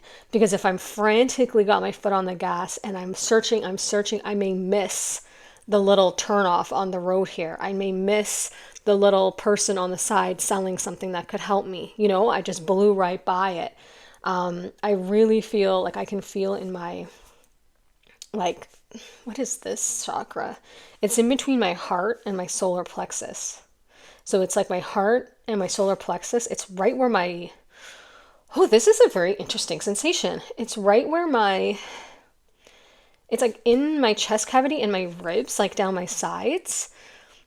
It's like from the center of my body. Like I said, it's my solar plexus mixed with my heart. And it feels like that sensation of when you're about to laugh, like that pent up energy, like a release of like giddiness. It's like going up through my ribs. Like I feel like I'm energetically being tickled. That's what I feel like. And like my eyes are watering. Like I feel like giddy and like my chest is bursting with like light or like bubbling fizzy energy. So that could be a sensation for you. Yeah, kind of like the simplicity card. If I was this image and this was my body, it's like this. Just very powerful. This is very powerful. I don't know why I said that twice, but in case you didn't hear it the first time. Okay, I'm loving this. So that message of it takes courage to slow down is your main message. To breathe, to do energy clearing modalities, to nap and rest. Rest and a nap can be one of the most absolutely healing, productive things you can do, because it's one of the only, if not the only, time that your body can shift into the parasympathetic nervous system, which is where all healing and restoration happens. So that could be a priority that you're, including like emotional healing, you know, and spiritual healing. If it's not just physical, but definitely physical healing, that could be something your higher self is trying to call you towards. More times where you're getting into your parasympathetic nervous system, like for example doing yoga nidras. If you want to look up yogi nidras, I'll leave a couple links. I think it's Ali something, she does them, that I really like. I'm terrible with people's names, but I'll link it. Ali something with the B, Booth something. Then I'll link that song. And I have another tip. There's lots coming through from your higher self for practical tips. Abraham Hicks, if you haven't read them, first of all, as an author, like incredible work, especially about physical body and the connection, like similar to Louise Hay, but like a different take on it. But I believe they're both published by Hay House. Shout out to Louise. Her energy just presented here. Hi, Louise. Okay, so she's like, let me tell you. Okay. I'm just not trying to get into like a mediumship thing here. But Abraham Hicks, Abraham Hicks, I'll link their physical well-being meditation that I use when I'm getting in times of panic. I used to have like really sensitive, like I still have very high physical sensitivity to the earth's realm and all of the things that it entails. Even when I'm reading, physical comes up for me first, typically. So my body can be like hyper sensitive to anything, which means when you don't know what's going on, I would get like almost a hypochondriac sensations where like I was so hyper aware of everything. Like, why do I have a headache? Why is my eye twitching? Why is my elbows, you know, ringing, my ears, you know, like just all the symptoms. And when I used to get out of that, I would get in a fear base of that when I didn't understand what it was and I didn't yet trust my body to find its balance, or I was doing something that was like stressing too much or something that were working too much. That physical well-being meditation would bring me back into a sense of peace and alignment over and over and over and over. Just the words that are spoken, the rhythm, the lullaby, the pace, the frequency, it just would save me so many times from going down an anxiety spiral regarding my body. So I will link that also. Let me make my little note. Abraham, the pen is not penning. Abe Hicks. And what was the other thing? Oh, Ali, Yoga Nidras. Wow, y'all are getting, that's 3. things. I love that for you. 3 practical things that could help you. I mean, only do it if it resonates. Like, this is no, you do not need to do any of this, watch any of this, or listen to any of this. Only if you are looking or asking or interested, or it resonates, or you find yourself looking it up and it sounds like something that would help you. Because it could also just be leading you to something else. Like maybe you go to the video and there's another video under it, that your higher self was trying to call you towards. So what else for pile 2? That's a lot. Giving me a lot. Let's start with this. Pile 2. Yeah, they're showing me the figure with the red hair again. And they're relating it to this courage with the blood moon. I don't know if there's like a deity or a goddess that you resonate with, because even the fox has the orange hair. So that's meaningful for somebody. If that's either you or you resonate with something like heritage, like Irish or Scottish or Welsh, or I don't know if Welsh is, but certain cultures. But it could be you or someone you're asking about, or like an ancestor. So take that for whatever that resonates for you. Yeah, I heard fiery, like fiery hair. That could be Aries energy here I'm seeing with the blood moon. Ooh, freedom. I love freedom for you. Okay, you got freedom. Oh, you got 3. Illumination and openness. Your words are so simple but so profound. Like they're such vibrationally activating words. Freedom. Like the freedom from this weighing you down. Openness and illumination. Okay, so the openness is, let's put that with the courage. And then the illumination is about exactly what you're asking. You're clearly, you even have like the moon here. You have the moon twice. Well, you have the moon 3. You have the moon 4 times. Okay. I was like 1, 2, 3, 4. You have the moon 4 times. So I feel like, and then this beautiful simplicity card illuminating it. Oh, I just got another message. Okay, let's stack these up. I feel like you're searching for something that would help and ease this discomfort or pain or whatever this is, this heaviness, this stress, this anxiety about whatever the situation is that's on your mind, or ailment or condition. And I feel like you're heavy in the moon energy right now. You can't see, it's unknown, it's unclear, the night is descended upon you. But your higher self is calling you through simplicity into illumination. See how in this card, it's like foggy, misty, and then you can see like the moon or the sun here in the fog. You're being called into this returning to wholeness transformation. You're being called into this sun energy, which of course is going to feel like freedom from this. That's a beautiful confirmation. But there's something here about the simplicity and the openness being they're showing me like a key, when you look like those old timey keyholes, when you look through the keyhole, it like light shines from it. If there's light like behind it through the door, they're showing me that the key to this illumination is simplicity. So this could be bringing your schedule and your routine. You may have already started this. So if you have, then you're on the right path, way down to simplicity, like water upon waking, like simple, basic fundamentals of the human body. Like there's a wellness expert, I believe. I don't know who it is. He may not even be a wellness expert. There's some individual that there's like some famous quote where he says, and I remember seeing an interview with him when he was like, I didn't even mean this to be famous. He was just being asked about something, and he said about food or intake or what food should you eat. And he basically said like, eat food, not too much. I can't remember what the quote is. It was like, eat food. If you could comment down below if you know what it is. I feel like his name starts with an M, maybe Matt or Mark or something. And he was basically like, eat food, not too much, like not too processed. That's even more than he said. It was like the most simple phrase, and it just said everything you need to say about how, your body would prefer optimally to interact with food. If I find it, I'll link it below. But just your higher self's just showing me this. And again, only do what resonates for you. Do not take any of this specific advice if you're like, that's not how my body likes to be. That's not how it, does well. Then that message is not for you. But whatever simplicity means to you that you resonate with, whether that's sleeping more, rising earlier, going to bed earlier, drinking, more clear liquids like teas or broths or waters, eating more whole unprocessed foods, if that's what that looks like for you. This is no judgment or anything about food. It's very unique to all of us, and all of our bodies process different foods differently.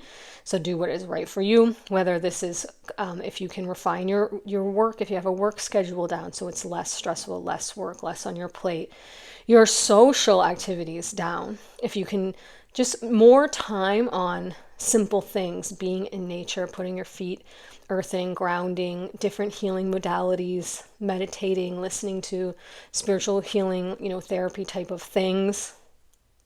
I'll link another. You're gonna have so many links. They just showed me another one. It's called SRT. I thought it stands for spiritual healing therapy. I think I've recommended it once before. Her name is Alexandria. There's different teachers, but the one I like is Alexandria, and she does this like method called SRT, which is, I don't really know what it is. She uses a pendulum and like charts, but what I like is I just find it very activating in a positive way, because whatever phrases she's saying, I find them very healing when I'm going through a certain thing. And she has them for like different things, like one for the physical body, one for, relationships, one for our self-worth, one for like, fear. I found the fear one very helpful because I was heavy. I used to reside heavy in fear frequencies when I was in my 20s. And it was very challenging to shift out of, and I did it, and it still crops back up on me sometimes, but I used her SRT videos on YouTube for fear, and I found them very clearing. So those could be some things that clear your energy, but I believe the simplicity and the clearing your energy is super connected. Reiki, they're just showing me, aromatherapy, all of these like tired and true, like Ayurvedic practices, if you resonate with that, these tried and true, like ancient, methods, acupuncture that people have been using for years, whatever one's called to you, because there's so many, massage, physiotherapy, kinesiology, like osteotherapy. They're just giving me like a bunch of things now. Only take the ones that resonate for you. It's a group reading, so they're giving a lot of options. Even I'm seeing like those sensory tanks where you're like inhaling salt waters, things like this. You might have messages in pile 1, because a whole water therapy thing came up there too. I'm going to get you one more card, and I believe your reading has come to an end for this reading. There might be messages in another group. I'm going to get you an angel tarot. Thank you so much for being here. I hope we got you the message from your higher self. I believe that we did. I believe you're going to be released from this. I believe you're on the path to discovering this, to this transformation. And I don't believe it's going to be a super long path. I believe it could be resolved relatively quickly.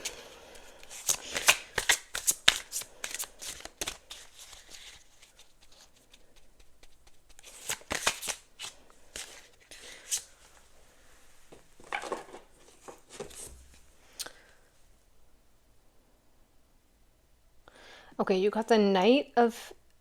Interesting. You got the Knight of Ariel, trustworthy, understanding, devoted, funny. But right away what they're showing me is this angel is bent over here, harvesting like a garden. It looks like carrots and potatoes or something. And then it says, there's so much to accomplish. Make a very detailed plan, being watched over by someone kind.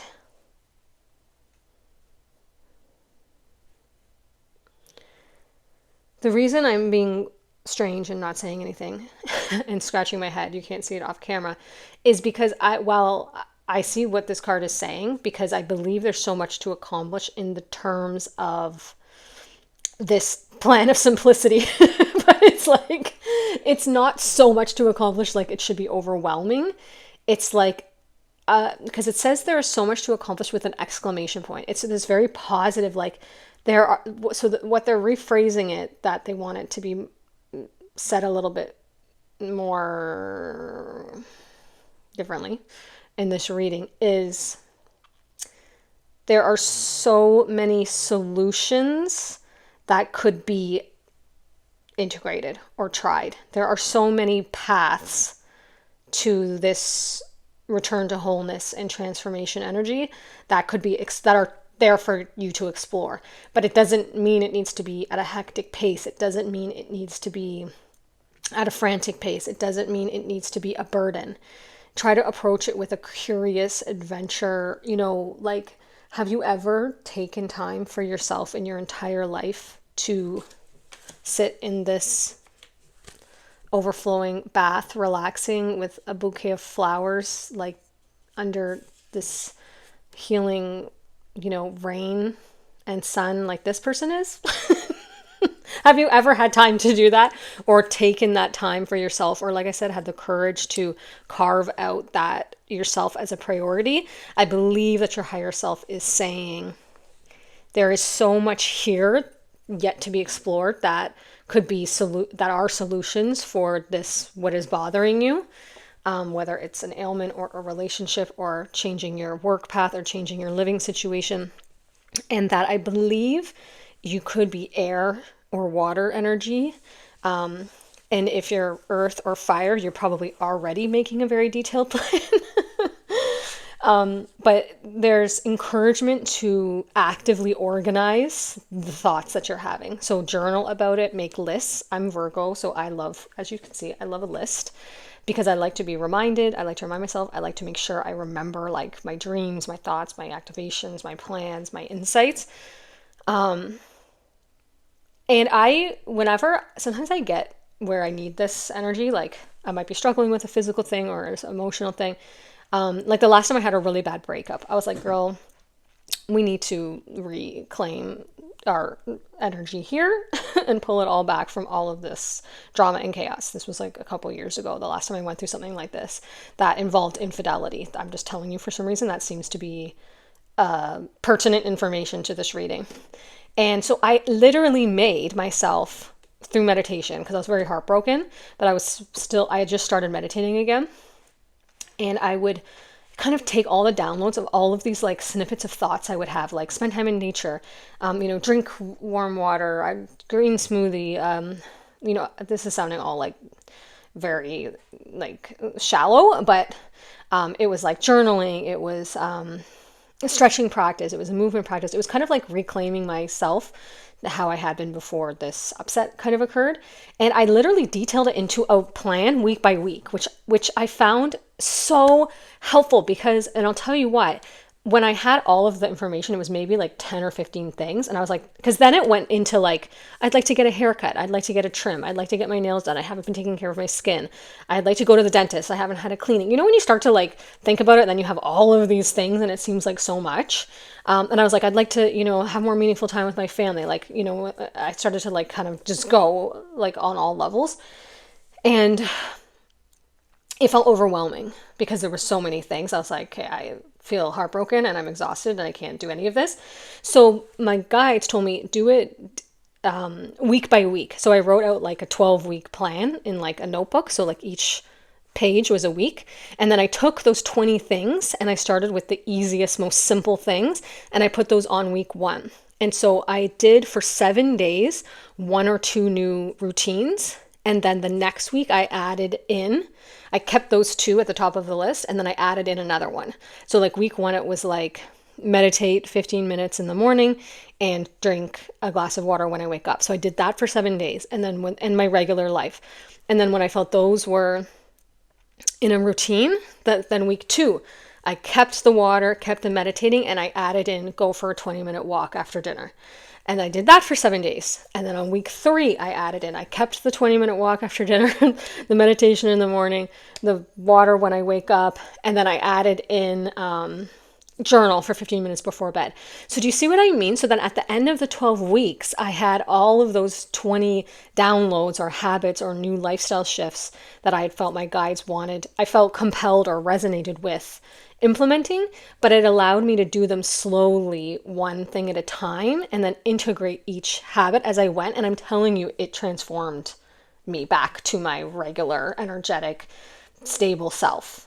So that's a message coming through that could be a helpful strategy with this make a very detailed plan message here. Also being watched over by someone kind. I think you have an ancestor or a guide or multiple who are watching over you. There could be someone in the 3D with you if you're in a situation where you do need support, or a nurse or a caretaker or something like this, or even your health experts or spiritual, support. You could be looking at different modalities, saying that there's a lot of trustworthy, devoted people around you to support you through this, but also in the unseen spiritual realm as well. They are closing out your reading. That was very beautiful. I'm very honored to have done this reading for you. I'm very sorry for what you're going through. I know this is definitely a challenging energy and a challenging time for you, but I feel like you absolutely will move through this because you have this freedom card here. And you will be feeling in a completely different energy, I would say, at approximately like starting as soon as 1 month, but even sooner as immediate into 3 months. I see some bigger resolution happening here for you. So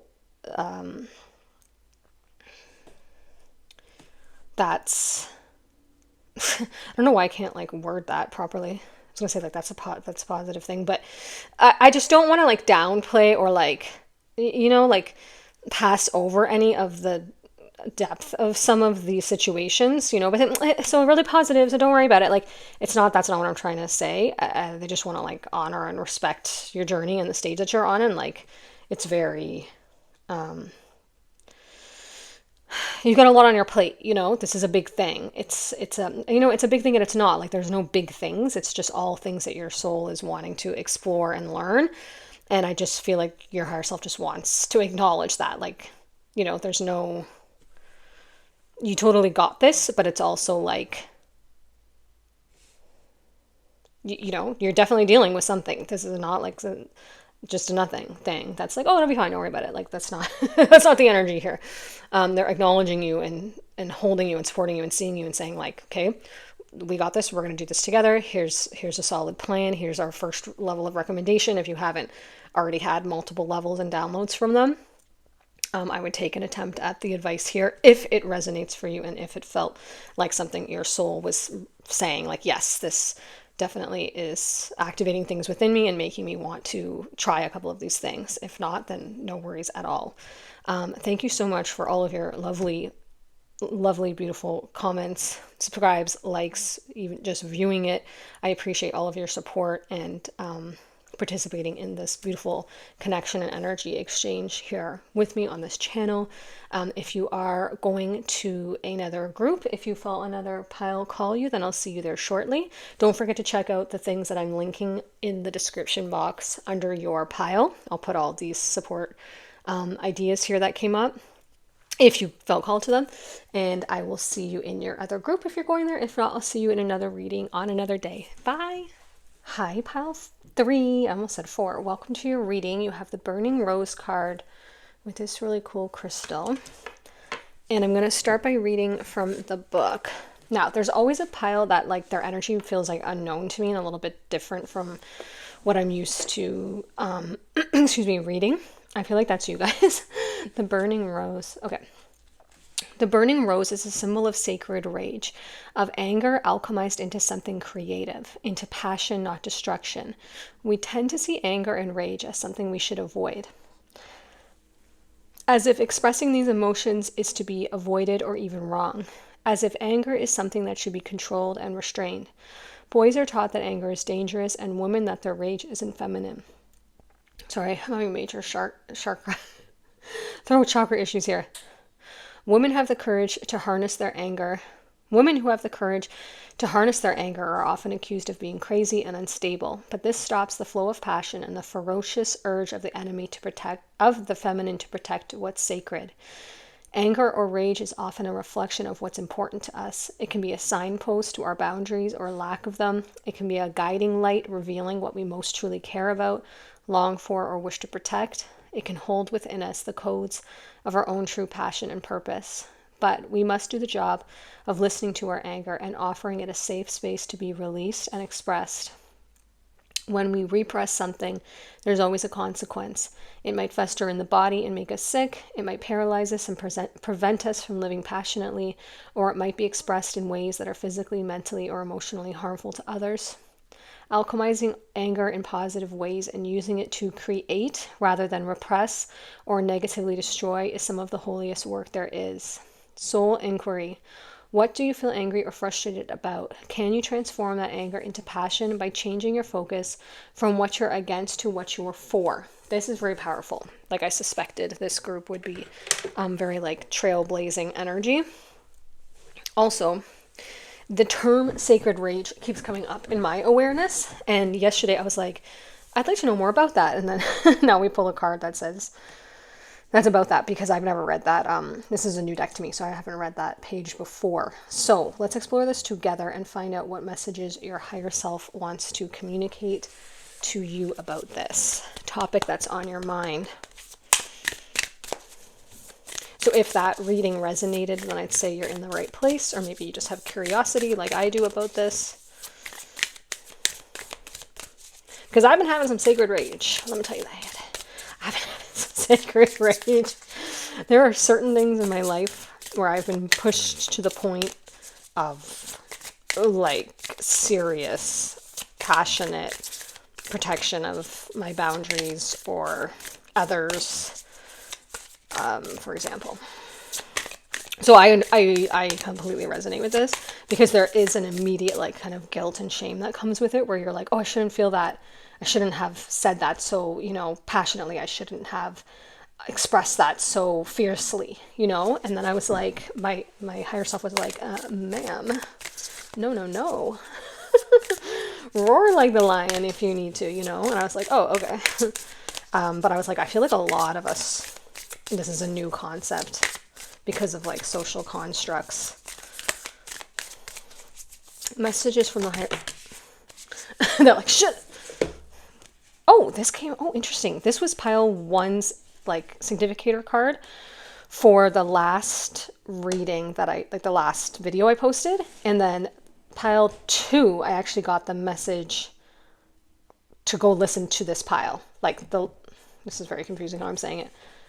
This was the card for pile 1 in the last video I posted. And then in pile 2 of this reading, the one that has the Isle of Avalon, I got the message that they should go watch this pile from the last video, and now you got the actual card. So I wonder if you also have messages either in this video, pile 2, or the last video, pile 1. I'll leave that with you to feel whatever you feel about that. Butterflies could be a symbol for you for sure. So could roses, actually, or floral things.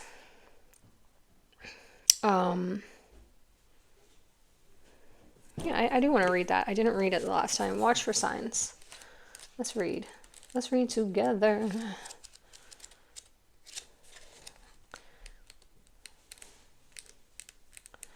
I just got like so tired. Okay. Watch for signs. Follow the moon. What is the universe telling you? It's important to learn how to read the signs coming your way. What signs are you being sent? Learning to read the signs is a big step along the spiritual path. They can come in the form of dreams, music, numbers, patterns. Your life themes are signs of what's going on in your consciousness. There are signs all around you and you need to see them. Alternatively, in the coming 24 hours, ask the universe for a concrete sign of something about your question. For example, ask to see a rainbow or a pink unicorn, whatever feels right to you, and keep your eyes peeled. There is your answer. This card can come up as a sign to change your behavior or your focus and to pay attention, because signs are everywhere. So what are you seeing? This card can also be a gentle reminder to get back into healthy routines that will help your life to tick over more smoothly. Meditation will help you. Okay, so you might have messages in pile 2 of this reading also, which would then lead you to pile 1 of the last reading. I'm sorry, I'm giving you so much homework. But the health thing came up a lot in pile 2. Additional meanings. The way someone does one thing is how they do everything. It's a theory. Oh, interesting. Open your eyes, listen to your intuition. A spiritual self-care routine will help. Yeah, heavy in pile 2. Open up to divine guidance. about the symbol. Ask the universe for a rainbow as your sign and see if you get a double one. The universe is talking. Are you listening? Okay. Or whatever your sign is. Okay, let's keep going. Let's get the healing waters now.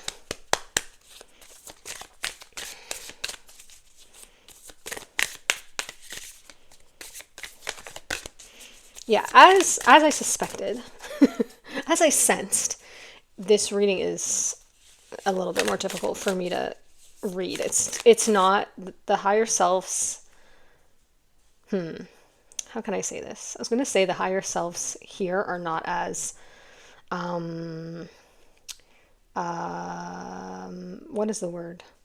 I was going to say the higher selves here are not as like open to presenting the information, but that's not true at all. The higher selves, the energy of your higher selves here is a different energy than I am used to reading. So I am unfamiliar with the ways in which they are presenting the information. They were like, get it right, girly. That's what's actually going on. So just give me a minute and I'll get it here.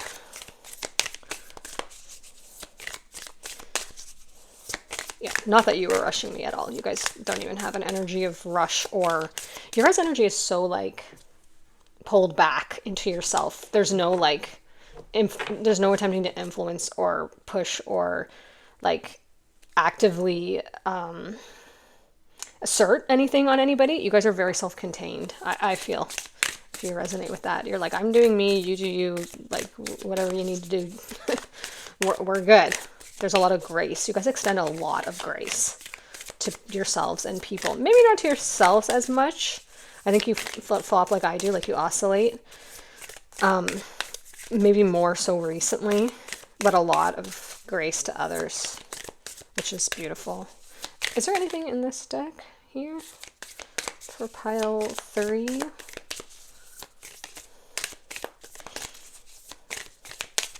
All right, we'll take those hoppers. You hopped. We got you. Like little fish. Ooh, 3. Oh, okay. I knew this was going to come out. I knew this. This is so your energy. So this was one of the cards that I initially picked for the 4 piles. King Tide. Plenty, prosperity, receiving the fullness of life. And then you have very like king energy, like king queen energy. But then I ended up like refining my selection. That's just how it goes through a couple rotations, but I love when one of the original cards comes out anyway. Oh, this is the other one. This is the other card that didn't get picked. Guys, stop. It's all 3 cards. I'm getting chills. Okay, all of these 3 cards almost made it into the original piles, like the 4 cards. These were the other 3. And then I removed these 3 and I was like, there's sometimes the theme is overlapping or I feel the same energy from the card, so I just choose one of them. I cannot believe. Okay, so here's what I feel like was happening.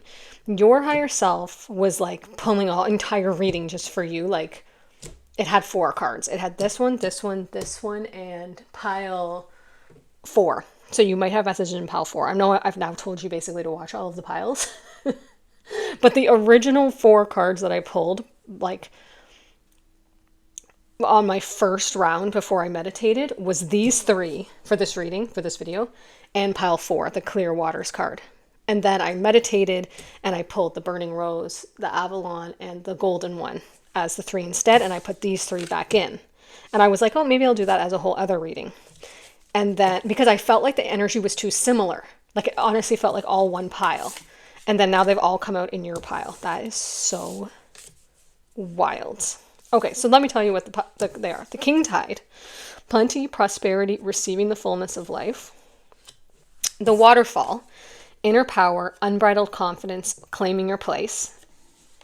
And then the Let It Go. Release the past, forgive, soften, move forward, which does feel like it has to do with the Burning Rose card, because that's sacred rage about people testing our boundaries and things like this. I wonder if they want us to read any of these. I know you don't want me to read the King Tide, so I'm gonna do it. I can feel it. I can feel everybody out. King Tide, King Tide, King Tide. I hear you and I'm answering the call. Okay, the King Tide card says,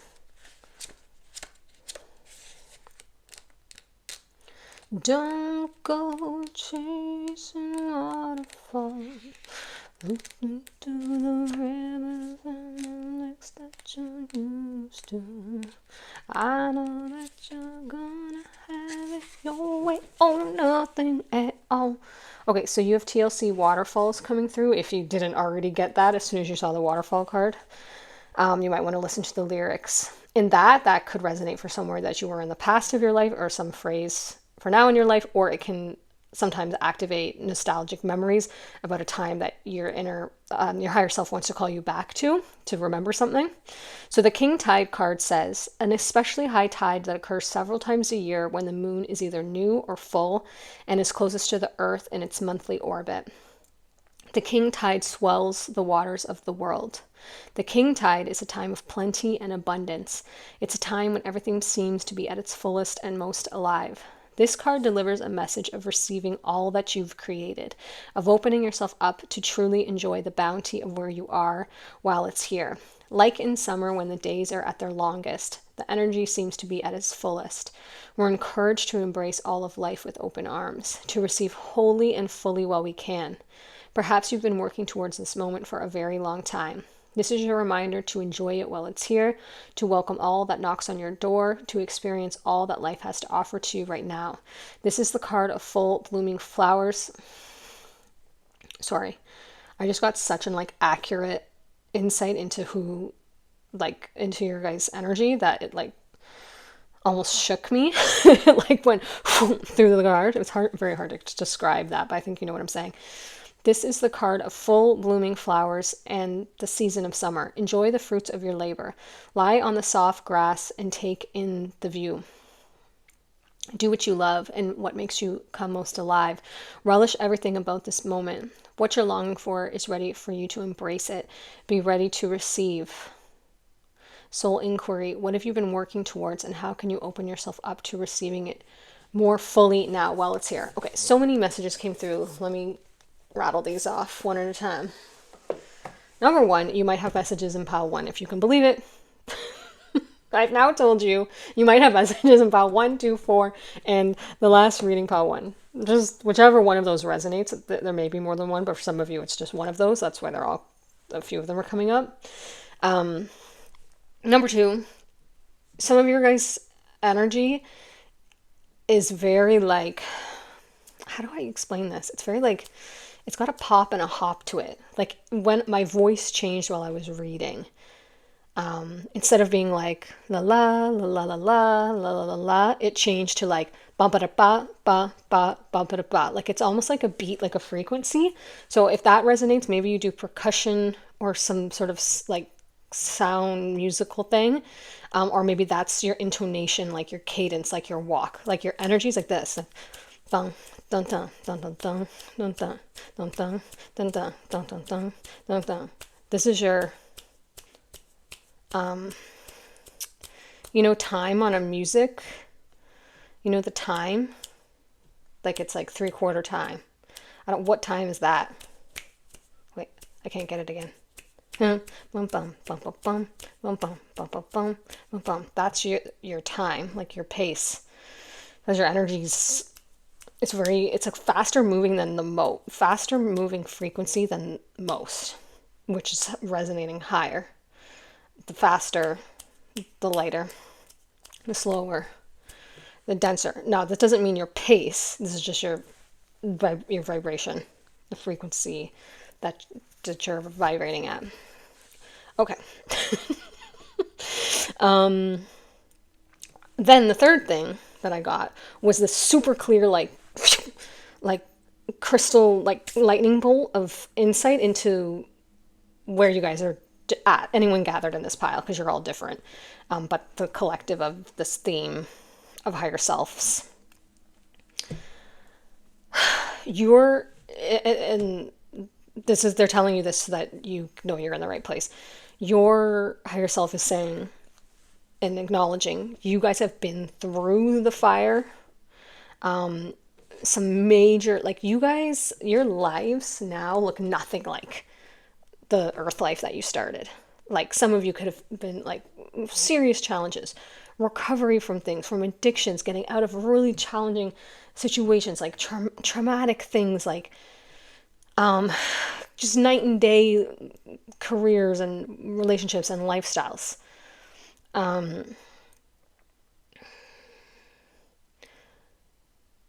That's number one.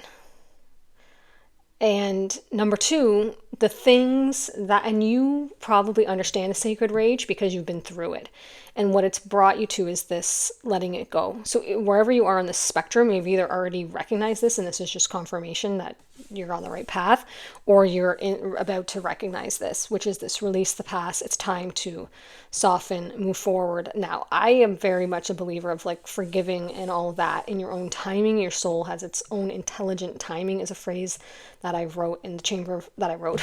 No, I did not write that. Rebecca Campbell wrote that, unless I wrote it in a past life, and then Rebecca Campbell rechanneled it. Like, come on. But I did not write that. That I read in the Chamber of Forgiveness card from a previous pile, and it says something about forgiveness happens in your soul's own intelligent timing, and I love that. So this is not a message to rush and release the past, move forward, forget about it, it's fine. It's just an acknowledgement that you're coming to this time where see, like, the power that she has here. It's like she's like orchestrating like the seas, commanding the seas at this figure's command. Like, it's very powerful, this letting go. It's not a passive thing. It's like a reclaiming your power type of thing. And yeah, and now you're in this beautiful transformative time where you respect your sacred rage, you respect all of your emotions, you own them, you accept them, you've discovered how to alchemize and channel them. I feel like you probably resonate with alchemy energy. And now you're in this beautiful time, like I said, the kind of pile one a little bit time, but I think pile one, I said there's different places on the spectrum. You would be at the part of the spectrum where you're already in this beautiful golden abundant energy, this inner power. You have this unbridled confidence. You've claimed your place. You're receiving the fullness of life. Now, and I don't mean this has to be like money and wealth. It could be, depending on what your soul is interested in, this time and space, timeline, quantum realm, continuum, this time space continuum. This could just be doing exactly what you feel aligned with your soul's purpose, aligned with people, aligned with partners, aligned, co-creating with individuals, and exactly in a living situation that is exactly how you would have it. I feel like that's the energy of this pile. Now, what I don't know is what your message is. Because I feel like your higher self is just like kind of hyping you up and bigging you up and being like, we see you, you've done that, you did that, you're here. You know why it might be that I can't get a message from your higher self? This happened once other in a pile. It's probably you guys, same energy. You might have watched this pile. I don't know. I don't remember what reading it was, but there's a pile that their energy was already so lined up with the most expanded version of them that there was no gap. So I couldn't really read what the message was. I feel like that's what's happening here. Like, you are already speaking and acting as your higher self, which is what most of us are aspiring to. That's what alignment, is. But there's usually a gap between where your higher self has expanded to and where your ego identity, is, processing. It's like the three dots on the phone. Like, in a second, I'll get there. And then we catch up, right? We feel the call, we feel the pull. We start resonating with something, we call forward to it, and we move towards it typically, or else we start to get really like low energy and heaviness. I feel like you guys are living a life in this pile that you're already very up to speed with, where your higher self would be calling you to. So it's like you are your higher self. You haven't integrated. You are one here for the most part. I'm sure you have moments. Like I said, you completely different life from how you were. You probably felt super disconnected in that previous timeline, and now you feel super connected. Like, you probably spend a lot of time in nature, I just see you like you're at one with mother. You're at one with a lot of things. You're just at one. You're at one. You're at peace. You're at ease. You're thriving. You're striving. You're living. You're not striving. You're doing all of I and G's. You're inging everything. Everything is inging for you. So I don't know what you want to tell me. So it's like we've come to this reading because the reading is from your higher self, but you already are your higher self. So now it's like you're giving yourself the message. Riddle me this. So what could we do? I mean, the only message I could get is if something happened like right now in the reading that caused a gap or a separation that I could, like grab the fresh wave of energy. But I don't know that would happen. So that's fine. Let's just get some more cards and see. That could be it. It could be confirmation. I mean, if I was at that place, I'm trying to think. Some days I am. I still have like a gap. The channel adds a gap sometimes. It closes the gap and then the gap goes, because of just by nature of what I'm doing. But I'm trying to think if I was at that place, what would I come to when on the days and the hours that I am completely, I think there's always a slight separation, but you know what I mean? You're very close. What would I would love to hear the confirmation. That would thrill me and give me peace and ease and knowing and confidence. Claiming your place. How about this? How about we read from the books for these other ones that we didn't read for yet? That's what I feel like I would do. I would want to go deeper into the knowledge that's already there. So let's read the waterfall.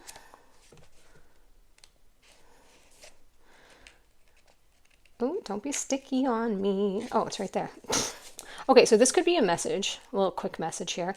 I was trying, so the waterfall page was here, and there was these 2 pages stuck, and I had convinced myself that the waterfall was here in these 2 stuck pages, and I was like trying to get it, and then my guys were like, girl, it's right there. So that could be something. Is there a little something that you're like, I know it's this, I know it's this, I know it's this, and it's like, okay, just one page over, it's right there. I don't know if that resonates about something. The waterfall. The waterfall is a place of power, incredible force, and activation. Yeah, that's what I feel. All of that for you. The previously calm, embracing waters of the running river gather momentum. Someone's name could be River, or that could be meaningful to you. The river. I don't know, is that a book or a song or something? And then okay, let's read that again. If we could just get through this without like 10,000 channel messages coming through. The previously calm, embracing waters of the running river gather momentum and then hurl themselves wholeheartedly towards their destiny. Ooh, I love that. That's what I feel. You guys are wholehearted now in what you're doing. Oh, I've never thought of that before. Wholehearted. I love that. I love that. You're wholehearted. You feel me? Wow. Hurl yourself wholeheartedly towards your destiny with wild abandon and great confidence. That's you guys, 1000%. Maybe you just needed words to this energy that you're in. They leap into the unknown because you guys do not have any concern. You trust in your abilities and the universe ability. Like I said, you're right up to speed. So if you're leaping, you know exactly where you're leaping. Perhaps this explains why being near a waterfall is such an empowering experience. We feel the pounding energy of the waters deep within us. This card is all about embracing your power within, stepping forth and claiming your place. You've been working for this for a very long time. You've done the time. Yeah, I feel that. You've done the time. Either like literally, like I said, some of you may be coming from a completely different lifestyle or life circumstance, or you've put in the work to get yourself here. How can you embrace this moment and take your position as a leader in your life? The waterfall, okay, so I have a little message coming through about that. I'll get back to it at the end. The waterfall beckons you forth towards your empowerment, to consider what you do if you truly felt empowered. It encourages you to step more fully into your confidence. But I know there's different languages here. I can feel it as it comes up on the page, and then my mouth starts to try to like form around the different dialects, and like, but I only speak English and like a little tiny bit of French. And a very even tinier bit of Spanish. So my mouth doesn't know what it's doing. That's why I'm doing that. To receive the pounding thunder of the falling water as your encouragement and your applause. Yeah. What would you do if you felt empowered and confident? I feel like you do feel empowered and confident, but the message that's coming through is about that leadership thing. Some of you, I sense you're like some project or thing, or I don't know what it is, but there's some opening in your world where it's like kind of needed, like who's going to lead this or stand up and kind of like do this or present this or take this platform, or like it doesn't have to be so like blah, blah, blah. It's just there's some need in your community or in the area around you or something where there's a little bit where you're like, it's not, I don't think out of hesitancy. I think it's just complete unawareness. Like I see, they're showing me like a bunch of people standing in a line and you're in the line too. And then everyone's kind of like looking around like, well, who's it gonna be? Like, who's gonna step forward and take the lead and do it? And who's gonna, be the one to explain this or support this or identify this or, lead this or create this. And then it's like everyone's looking, and all of a sudden you realize like, oh, it's me. Duh, like I can do it. Because I really don't feel any hesitancy or lack of worthiness or in your abilities at all. I think it's just complete, like you didn't realize yet that could be you. Like that's you. That you could have fun with that. That could be an adventure. That would be something you'd love to sink your teeth into. So if that resonates, that's definitely a message here. And let's just read the Let It Go to close this up. I'm not getting any impulse to get more cards. I don't think you want more cards. I don't think you need more cards. Because apparently you have like 6 other readings that you could go to that you felt called to, if you felt called to. Let it go, release the past. Forget, okay, we already read that. Okay, change is one of the most difficult things for our heart and mind to accept. Maybe you're on the brink of an ending, a hurt, or a loss. I could sense that. Or perhaps you experienced an ending in the past, but you're still carrying around the pain within your heart and mind. Just as the shoreline doesn't try to hold on to the sea, this card comes with encouragement to begin the process of letting go. I like that. Begin the process. It doesn't need to be like, just snap. Maybe, maybe not. Letting go is rarely something that happens in an instant. More often, it is a process that can take days, weeks, months, or even years. The process always begins with a willingness and a wanting to be free of what once was. Holding on to an emotion such as sorrow, anger, because we have this burning rose here, which we started with this anger, or disappointment is a normal part of the process. And in order to be free of it, we must first feel it fully. Emotions are feelings in motion. They are not, and they're energy in motion too. They're not meant to be stagnant. Water is the same. It wants to move and flow. When we allow our emotions to be there fully, they rarely last as long as they do if we repress them. When we avoid endings for whatever reason, the symbolic waters within us can become built up and become stagnant. Call upon waters within you to flow freely. Let the dammed walls of past hurts come tumbling down. Okay, so this could be about that for sure. Let the waters within you travel out into the world. Let them find their way past stones and riverbanks. New streams are calling you forth. Yeah, that I feel. Let the ocean call you home. So I feel the concept or the energy that whatever the past stuff was, like I said, when you reached the new kind of like awakened, ascended, alchemized version of yourself, I wonder if there was a threshold point where some of that didn't actively get, like some of that pain, anger, or hurt didn't actively get processed or felt or transmuted. I don't know which word. It didn't get shifted. It just kind of like being shown like I'm being shown you packed up everything and left. This could have literally happened, but emotionally, spiritually, you packed up everything from an old life. No, okay, that's not what I'm being shown. I'm being shown you left an old life and didn't pack up anything and bring it with you. You started completely new with like an empty, they're showing me like you getting in a vehicle and just driving away, feeling like free and lighter and happier. And then they're showing me like these few little things, like a suitcase full of rage, a suitcase full of resentment, a suitcase full of shame, and a suitcase full of hurt. Like the little suitcases like hopped to the back of the car and like jumped in the trunk. And you were like maybe didn't know they were there, or like didn't think they were there because you were like on your new adventure, your new life, you're loving it, everything's good. But then occasionally something stinks in the trunk, and you're like, oh, there's an old stinky suitcase back there full of hurt. I feel like something about that. I'm not saying, because I'm not for like particularly going back down roads energetically that have been alchemized. Like, I don't think there's sometimes getting to the bottom of things. There's just reactivating it. But I do think that the energy needs to be shifted to a new place, or it will just re-trigger anytime you think of it, or like, interact with it on any sort of level. Like, even a similar thing might re-trigger something.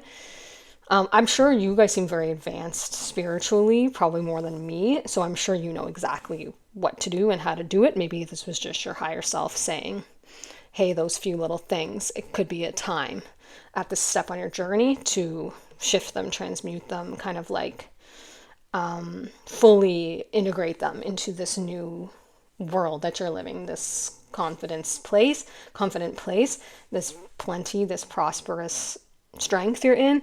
And you could be getting signs about that. They're showing me like little things could be cropping up that you're like, that really reminds me of that. Like maybe that song, the waterfall song, for example, could be like trigger a memory or an era in your life where you're like, yeah, that's who I was then. And maybe your higher self is pointing that as a sign, saying whatever was happening at that time, relationships or habits or places, ways of thinking, there's something there. Don't do whatever you don't feel like doing. Like, don't go dig up some memory, or if you don't feel called to it. But if there is something here, then you'll know. This reading would, you would know if that message is for you. And last message is whatever this new leadership thing is that you maybe feel called to step into, that's why it's coming up. Those are connected. Something about this new position or path or, platform or vocation or passion that you have, it might somehow relate to the things from the past, and it may benefit you to process and feel, or process and acknowledge or integrate, or whatever method you want to do. Those things, channel it, like it said, into sacred rage, into passion, in order for this new thing to take off a little bit more smoothly or more aligned or something like this, and kind of not have those few bumps. Like, they're showing me like those suitcases that went in the trunk, you open them up, you give them fresh air, you shake out the sheets, spray some Febreze, let the sunshine penetrate it. You interact with it, maybe you use it a little bit, you feel it out, and you kind of make it, and then you bring it into your new home and you say, okay, I can use these sheets now. I've washed them, they're from my old place, but I have purpose for them now. Or I can use this old, toaster now. I've shined it up, I fixed the electrical components, and I actually have a good use for this here. That's what they're showing me. Instead of them just stinking up the back of your trunk, you're going to acknowledge them, accept them, alchemize them, and find new purpose for this new role, and this new path of your journey. And that's your message. We did get there in the end. Thank you so much for being here. Thank you if you feel to comment, like, subscribe, share, connect in any way. I so appreciate you. This was an honor to read for you. I really enjoyed this. It was like super interesting, fascinating energy and messages. If you were going to any of those piles that I mentioned, then I'll see you there shortly. And if not, I will see you in another reading on another day. Bye. Hello, pile 4, and welcome to your reading. So a couple different things about this group. Number 1, I had originally pulled 4 cards for the initial selection, and then they changed after I meditated, and this is the only one that remained the same. Number 2, I filmed all the other 3 readings this morning, and then I took a break, and this one I'm filming by itself. And number 4, I have been trying to figure out a certain camera setting on my camera when I'm filming that I can't figure out like why it does this sometimes and why it does that.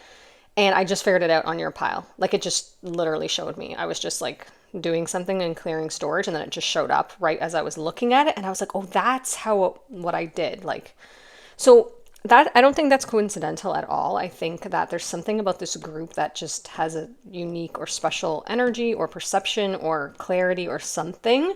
The pile 3 also had very unique I mean, all the piles have unique energy.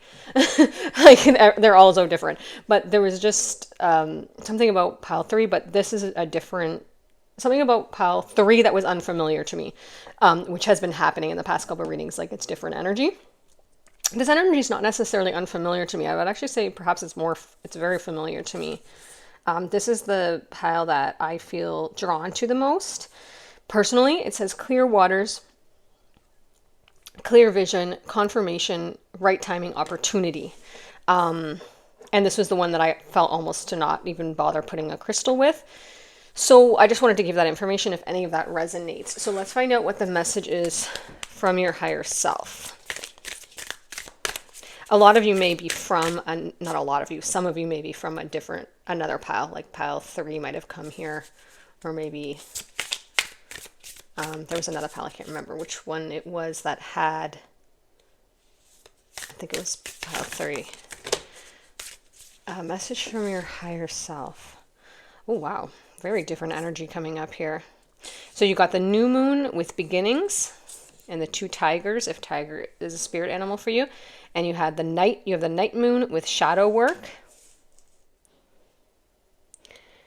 Okay, this is so strange, but I think whenever it happens,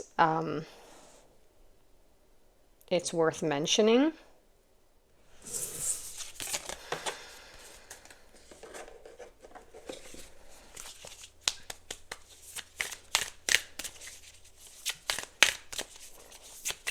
Okay, so let's see the message from your higher self.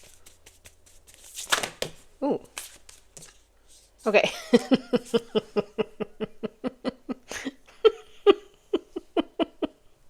Okay, I'm going to leave this in. I knew something weird was going to happen. Let me just keep going. And then I'll explain what's going on here. Oh my gosh, when I edit this, how am I going to explain this? I'll probably do a voiceover. But this is very powerful for you to see. Okay, so maybe that's the different one. Okay, so what happened, if you're watching, I don't know how I'm going to edit this, but assuming I don't edit it to explain, what happened, why I had that weird pause and then I put the cards back is because, and why I said this sometimes happens, occasionally when I'm pulling, I get just the sensation that something's slightly off and I didn't get the right card.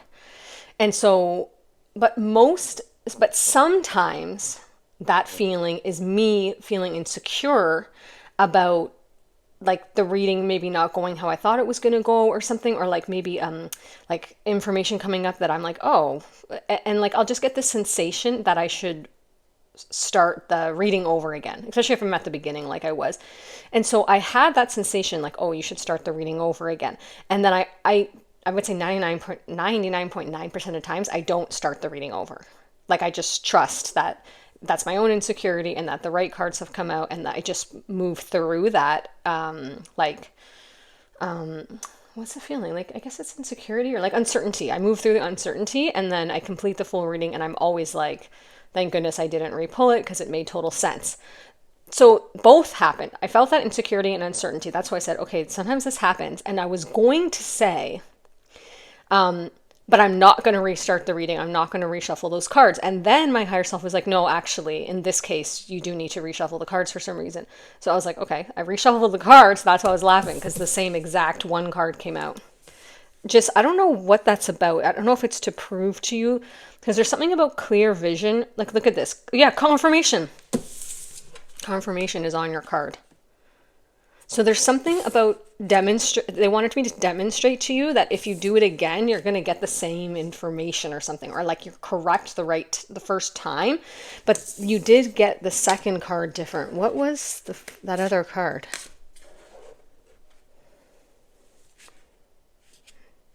Do you remember? I'm sure you remember. I don't know, but they didn't want it for whatever reason. I just wish I knew what it was. Oh, shadow work, right. Yeah, okay, yeah, that makes sense. That didn't really apply to this situation. That felt a bit off. Okay, so you got Moon Madness with Avoid Drama. Not that you can't do shadow work. I just don't think that's what the message was about. So that's crazy. that I shuffled again right away and I got you the same message, and you have confirmation, clear vision, right timing. So I don't know what this is about yet, but your higher self wanted to show you that even if you do it again, you're going to get the same confirmation, maybe with like a slight adjustment. This is obviously like a secondary message, the new beginnings being your main message. So that was quite like, I like that they did that. I like that they brought us through that. That's what I'm saying. Like, how am I going to edit this? Because you're going to be like, what is she doing? And I wasn't explaining it because I was just listening to what they were saying. And then when I saw it was the same card, that's why I laughed. I was like, okay, I see what y'all are up to here. So some sort of new beginning here coming through for you.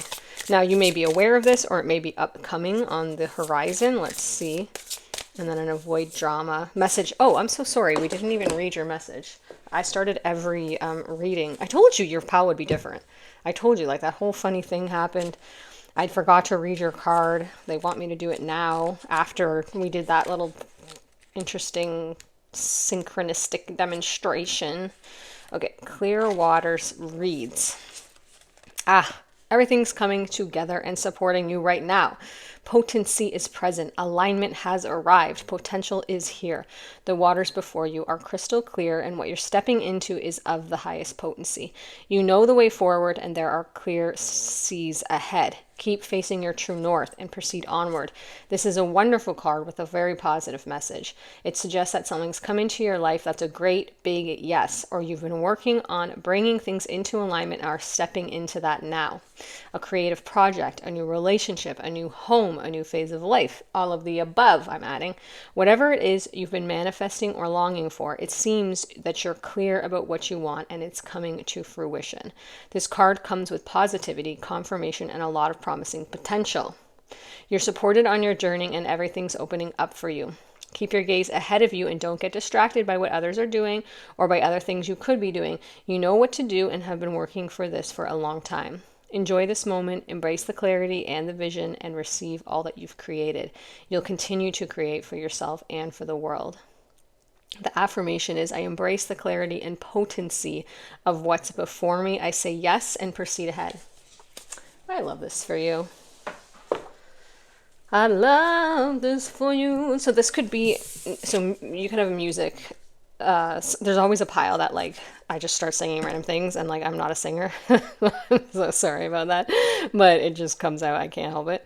But the new moon, new beginnings, I like, that's such a powerful card. Like I get why that is like right there. So you're moving into this new yes, whatever this is. Like it said, new house, new job, new passion, new relationship, all of the above, new phase of life, new energy surrounding you.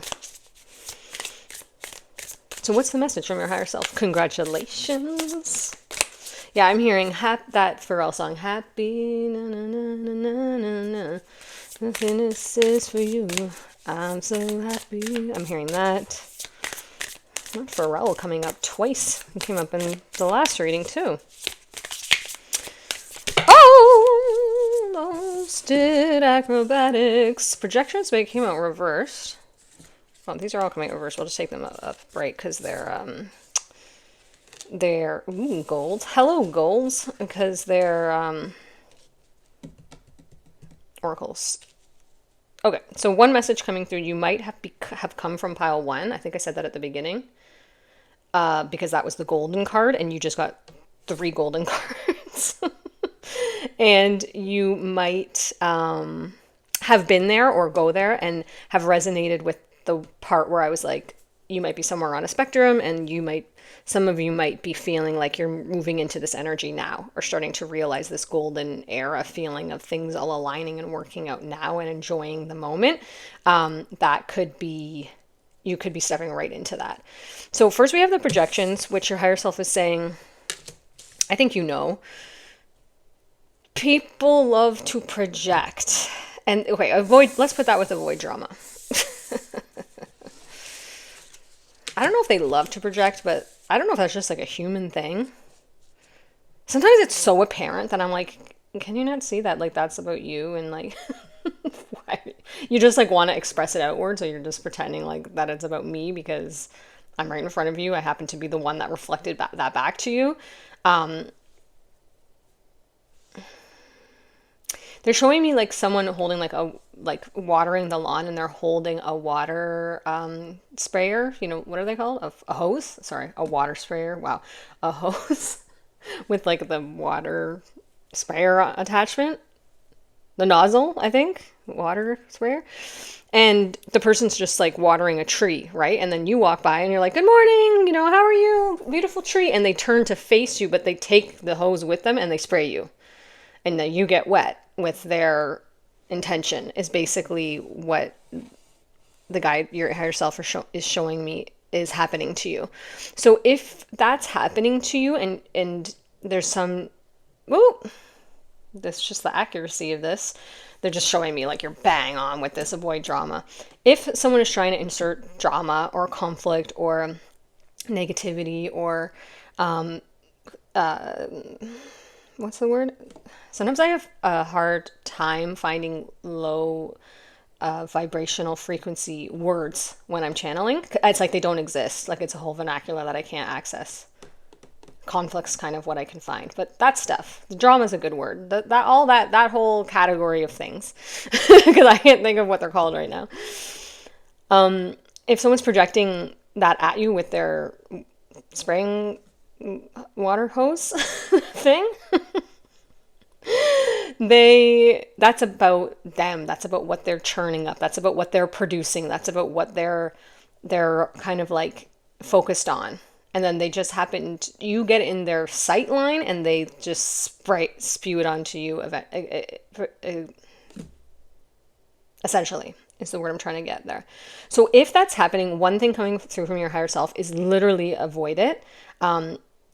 Or alchemize it. Like, obviously, don't engage in it, but also I want to say don't engage in it unless you feel you can shift it to a higher place. Like, unless you feel grounded enough that you could alchemize it, because there is power in doing that. We don't always have to avoid conflict or drama. We can, you know, demonstrate how it can bring it to a higher place, but we're not always there. Like if you're having a bad day, for example, you're not going to be able to do that. If you engage with it, it's going to lock you into its horns. If you're above it, like, I don't mean above like better than it. I just mean if you're in a higher frequency where you're feeling compassion and understanding and you feel like you could shift the energy and bring the light, then I think that's always like a good idea. I don't know why I'm saying I guess personally that's what I think. But your higher self is saying that would be positive outcome, but just do it to shift the energy, because don't do it for the response, because you can't create in someone else's reality. So even if your energy is influencing, that may have a delayed response. They may go home and think about that. They may have their little epiphany awakening moment, you know, without your knowledge, you know? So don't gauge, even if you do alchemize, don't get caught up in gauging their response and if it had any effect, and think that you weren't effective just because they seemed still, you know, to be projecting or upset or hostile even after your interaction. And if you're just not in a frequency where you feel that you can shift the energy into a positive place or anchor your own frequency in, then just avoid it. But they just want to acknowledge that might be happening, because sometimes when we're on our purpose or when we're shining really bright, it can, like I said, cause people to look at us and regard us. And then if they're holding their water hose of projections, it'll just get you wet. And it's okay, because you can have a spiritual umbrella. Just put that spiritual umbrella right up. Because I anticipated that. Like they're just showing me. You know the umbrellas with the switch? with the button that you just go, and the umbrella pops open? I love this visual they're giving me. Oh, I love that. I'm doing that next time. You just put your spiritual umbrella up and you're like, you didn't get wet, you know, or maybe you wanted the water. Maybe you needed a bath. Maybe you wanted to be refreshed. Maybe you were hot and sweaty from a run or a walk in the heat, and they projected their, you know, water hose on you and it was refreshing to you. So you can either alchemize it, use it. You can do whatever you want with that energy. You can use it for your own benefit. You can put up your spiritual umbrella of protection because you would anticipate that's coming, and just at the time you can alchemize it. You can turn it into vapor, whatever you need to do. I feel like you're, depending on where you're at in that day in your own energy, I feel like you know how to do all of those things. Okay, Chamber of Protection and Chamber of Soul contracts. I really want to read for you, so let's do that. Because they're new to me, and I've got Chamber of Protection before in a personal reading. shout out if you're here, but I haven't, I don't think I read it. So we've got chamber, the chambers are here. Shout out to Rebecca Campbell for her decks that are still aesthetically pleasing, but also have really high vibrational guidebooks. Okay, Chamber of Soul Contracts. I think you know what's going to come up here because I think you got somebody on your mind who've been projecting some on you. The Chamber of Soul Contracts appears as a confirmation that you're currently experiencing or being called to experience is a part of your soul's plan. What are you being called to do and what support do you need? Call it in, call it in, call it in. That'd be a good song if you're like a spiritual like artist and you sing. That could be a good chorus. Call it in, call it in, call it in. It's a message to believe that you're here. What the heck did I just read? They just masked the words. Let me try that again. The actual words say, it's a mistake to believe that you're here on your own. It's a mistake to believe that you're here on your own, that answering the call you feel in your heart is solely up to you. You being here matters to those who came here to walk alongside you. That's the part that I think you knew was coming. Your presence lights up the way for them, and their presence lights up the way for you. We each hold a thread for the healing of humanity. We did not come here alone. We came here as weavers, each to play our part and embody our soul in our own unique way. There are helpful people who are here to support you on your journey. Read support as challenge sometimes. Maybe you already know them by name, or perhaps it's time for you to call them in more fully, to make them feel appreciated, named, and known. These are souls who are here to assist you on behalf of humanity. For the more deeply you step onto your soul's truest path, the more deeply others will be able to do the same. If there's something you're called to do, there's a team of people who are here to help you do it. Okay, now, I know that that's one way. I know the way that that's meant, like Rebecca Campbell means that. But then your higher self is also saying, also read support as challenge, because sometimes often we incarnate with rascally little souls who are there to challenge us, project onto us, hold up a mirror. They kind of get under our skin a little bit, or they're challenging individuals who don't. It's not that we want them to conform or go with the flow, because you guys are nonconformists, you guys are revolutionaries. It's not that. It's that the consciousness of the individual is so different from your consciousness and where you are, that it's like either so, needing to be avoided, because I do believe there are serious disharmonious, out of alignment, read toxic relationships that we get called out of those connections, because our higher self is just like, all right, we learned what we need to learn, and this is now, call it karmic, call it whatever you want. This is now past its expiration date, and the connection needs to be, released. But then, so I'm not talking about that, but you may have experienced that. You may be discovering if it's that. You may be unsure, right? You may be in the process of discovering that. But I'm talking about the people, like sometimes it's family members, friends, coworkers, who they're like, you're not gonna like cut them off. It's not that. It's just that they're like very frustrating. Like sometimes there's their perception or their experience really just rubs you the wrong way. Like you just can't seem to find sustainable harmony. You might have a conversation and it seems to go great, and then it's like 2 days later something is back, in front of you that you're like, what? Like I thought we talked about this. I thought we were on the same page. I believe that those individuals who are kind of like a slow burn challenge, where you're really constantly trying to figure out the energy around the dynamic to find it, like the harmony, I believe those are like what I call like the little rascals of our life, where they're not really maliciously up to no good. It's really just where they're at on their journey, and you're just in a different place, and sometimes you're just speaking two different languages, right? And you just approach things so differently.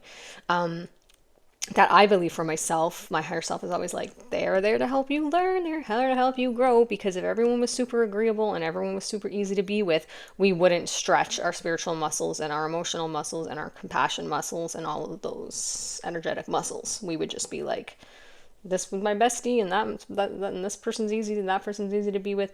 These are the ones that kind of pop in here and there to be like, what are you gonna turn the water to vapor? Are you gonna use the water, for refreshment? Are you gonna put up your spiritual umbrella in this one? Like, what are we learning here today? And so I think that's also part of the support that is here. It's support to help you build energetic strength.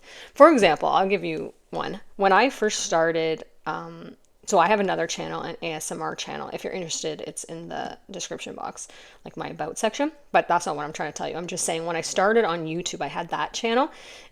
First I had another card reading channel that kind of started to explode too quickly, and I wasn't like prepared, and I like failed and deleted the channel just because I was like I didn't know what I was doing on YouTube. I felt like overwhelmed. I was just trying to kind of get my feet wet, and then it like took off too quickly. So I deleted that. So then I had my ASMR channel, and even that one, and then I started this one up again like last November or whatever. I had the comments closed on both of them for so long because I knew that if I got too much like negative comments, just like internet people, you know, I knew I wasn't anchored in my purpose yet, and I knew that it would collapse my my attempt to have my voice. Does that make sense? Like, I knew I needed more time to develop and know what I was doing with editing and know what I was doing with, which I'm still like learning. We're always learning. But I feel like it's something like that where they challenge you to build your spiritual muscle. So when I did open the comments, then I got a little bit more comfortable over the course of people leaving like, not so nice comments. Like, it kind of like desensitized me in a way, like in a good way, where I no longer took it super personally. Where when I used to, I would get that, I would be like, oh my gosh, like I knew it, I'm horrible, I don't know what I'm talking about, I'm the worst reader ever, and I would just like want to delete the channel, right? But when I was more practiced at it and more, when I had both ends of the support, that's what I'm trying to get at, what this book talks about your support. I had the positive comments, and I had all of you, saying, I resonate with this, thank you so much, blah, blah, blah, blah. So that support and alignment and harmony really helped me. But also the comments where it didn't resonate and where I made an error, or, something that they didn't appreciate, or like, this type of thing, like maybe I covered the cards up, or maybe I made like an abrupt noise, or I slammed the deck down and it hurt their ears or something, or whatever the case is. Those ones also, I was able to, like, I don't know, I still saw it as support. I saw it as like building my resiliency with all types of comments so that I could exist on this platform and not constantly have anxiety when I post, even though I still get a fair amount of anxiety, just to be real. Not the same as before, to the point that I would have to close the comments. Now I have more of an openness about it, and I'm like, okay, I can take, me and my higher self can take on, if I get some treacherous comments, I can do my best, to like see what they're saying and like take and grow from it. You feel me? Okay, Chamber of Protection, I want to read for you. So definitely this is about a purpose and people, I think, in your life who are, because of the avoid drama and projections and how that card said you're going to have soul contracts with people. I feel like this purpose, this new beginning you're having, had something to do with either leaving behind one of those situations, like I said, that your soul was like, that's the end of that, or learning how to alchemize and work with the energy of someone who is in your life and kind of present for some reason all of the time. Chamber of Protection reads, Don't place your attention outside of yourself. Yeah, okay. This is so, your reading is like so aligned. Like everything just keeps supporting and backing up the last card. Don't place your attention outside yourself. Focus it within. The more you look to external sources to guide, nourish, validate, or affirm you, the more you're going to feel off kilter. Truth. Draw your strength, your guidance, your truth, your worth from inside. If you draw your sense of safety from outside of you, you'll be forever defending yourself from the outer world. That's how I felt when I first started to kind of express myself.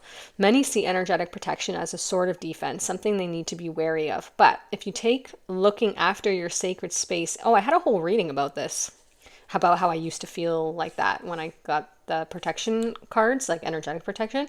I used to feel like it was me saying like, I've got to like stay in my house, and not go out because I don't want to encounter anything. And then I felt like I would never grow spiritually, like negative people or energies or situations. But if you take looking after your sacred space in your own hands, you'll get to decide who enters it, much like the guard bee. Because there's a little bee on this card. I forgot to point out to you, if you resonate with bee animals, bee spirit animal. It will decide who can enter the sacred space of the hive. Sometimes this card appears when you're being called to renegotiate your boundaries with places and people, which really means redefining your definition of sacred space. This card can also appear when you've become overstimulated by the energy of other people and may have been drawing your sense of self from outside rather than within. The Chamber of Protection is an invitation to resource yourself. I love that. You can do this by connecting with Source and the earth and doing whatever you need to do to replenish and take care of your own needs. Give from a place of plenty, not from a place of depletion and lack. That's how resentment builds and boundaries become blurry. That's very helpful. I always need that reminder over and over. You're being called to tend to your energy and energetically prioritize yourself. Stop feeling like you owe anyone anything more than you owe yourself. Drop the guilt, take personal responsibility, and put your needs first. You get to define what your sacred space is and who is permitted to enter. Okay, now disclaimer, because for the very literal people out there, this does not mean, shirk your responsibilities. Like if you have children or if you're in a caregiver role, of course, you're still going to need to show up for that if that's a responsibility that you agree to or you've taken on. However, within that, the card, it's very important what the card's saying. Resentments will build, and I talked about this in a couple previous readings, if you don't fill your cup also.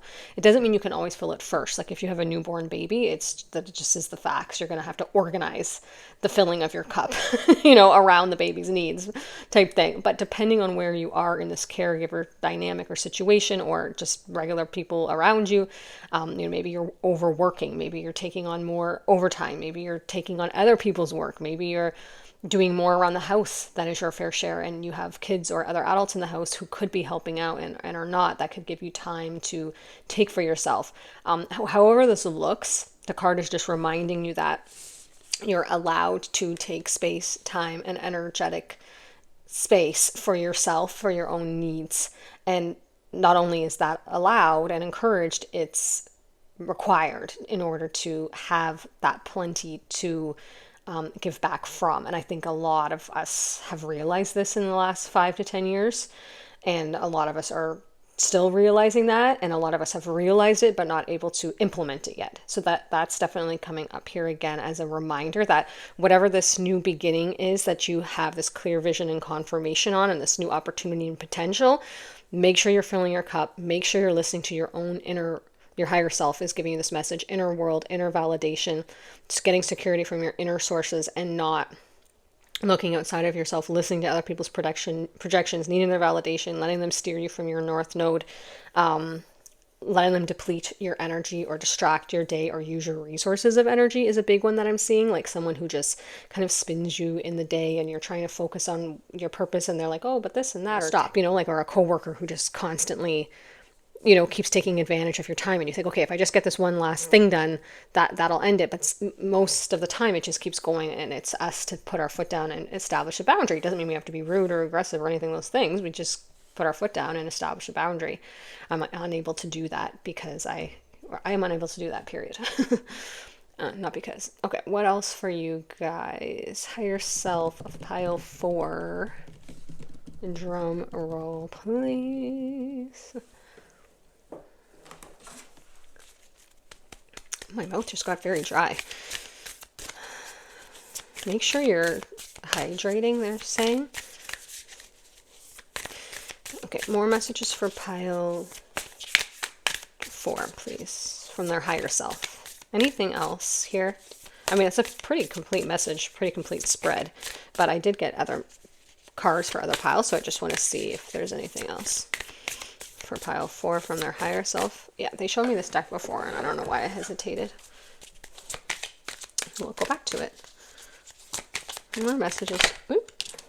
Milk and honey. Yeah, I love that for you. Oh, you have honey and you have the bee. I feel like bees are a sign for you or something. Or you like, you have like a bee tattoo, or you're a beekeeper, or you're just fascinated by bees. Or it just keeps showing up for you and you have regeneration. It did come up in reverse, but I only take them in reverse if I really feel like it affects the meaning of the card. Like if it's very poignantly meant to be in reverse. I feel like it kind of could go either way for you. It could either be that you are feeling like you can't, it depends where you are on the spectrum of this reading.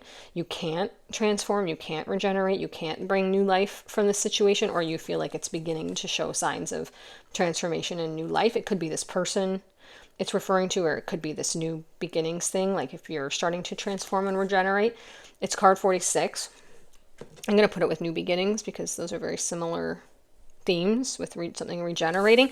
I always love this specific card because it shows the new tree, the new life starting to birth and bud out of the lava.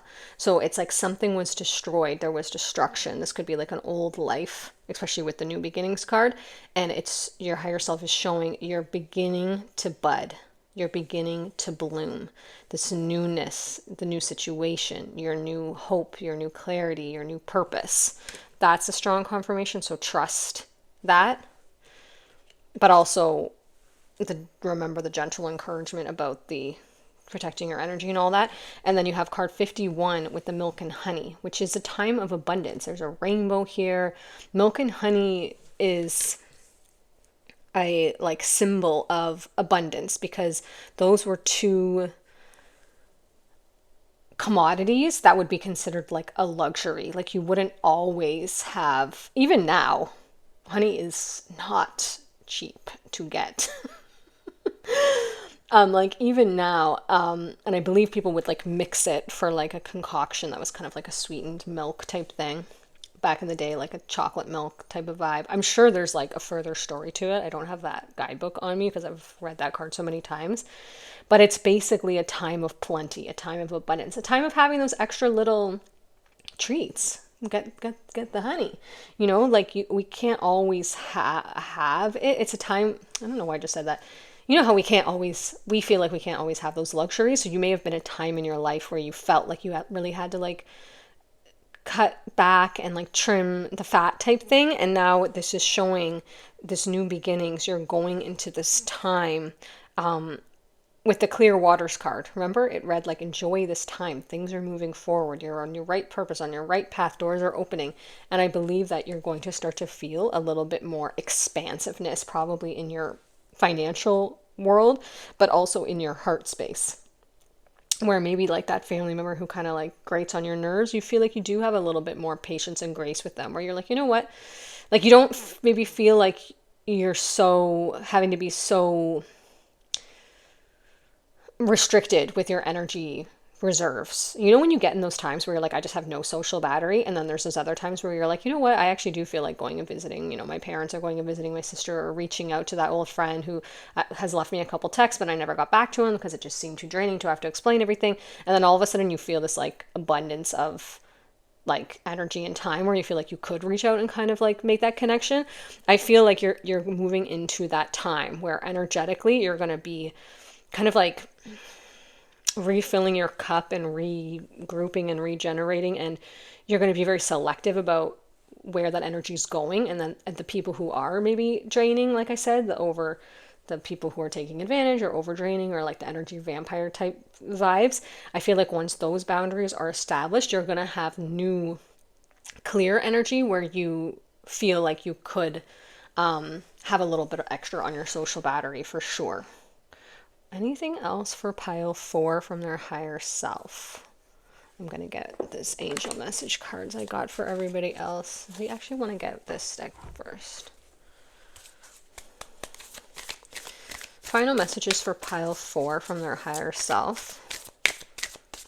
Yeah, they're just saying, like, you know what the project is, so that's definitely, or the thing, whether it's the relationship they said, or the project, or the path, or the lifestyle, that's definitely a go. That's definitely the new beginning that you know of. It's just these peripheral messages they want to give you as guidance and insight as you step onto this, like, new page. Some helpful tips, they said.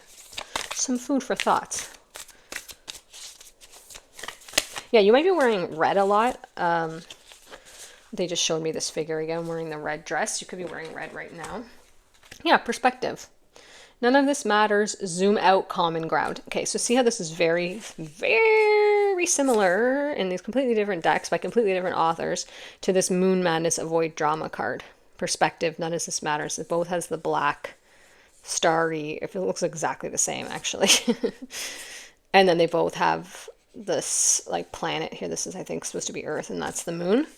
I do feel like something maybe is kind of causing you drama or conflict, and if you can zoom out and just say, listen, I'm on my purpose, on my path. If there's haters, that it is what it is. It's part of it, you know, being in the spotlight. You're just going to kind of be like, big picture, this doesn't matter, you know, to me. I'm not going to get so caught up in the minute details of this conversation. I'm going to just start to move with purpose, move forward, be myself, and kind of let the noise fade into the background, if that makes sense. You know, we don't always have to engage with everything. Like, I'm really learning that.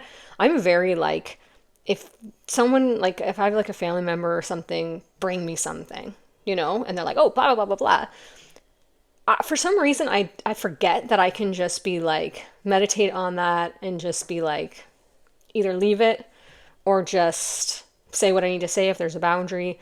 I, for some reason, feel, like I said in pile, I think it was pile 1, I have this bad habit that I'm releasing of over-explaining. I don't know if that's a Virgo tendency, where I want everyone to be okay, and I want to be like, well, it's not because of that, but I want to make sure that you know it's because of that, blah, blah, blah, blah. And then I'm drained after. And quite frankly, half the time, the other person's like, I don't care. Like, they've already like bowed out of the conversation because they got whatever projection they wanted to on you, and they weren't really looking for a response. And now here I am, all like caught up in the energy web of it. And then my higher self was like, why did you even, like, after they're like, they show me like the alternate solution. They're like, or you could have just said this phrase, and it would have completely like alchemized the energy and left your energy protected. So that's a message coming up here. Sometimes it's just about how we engage in or choose not to engage in things. Oh, this came out in pile, I want to say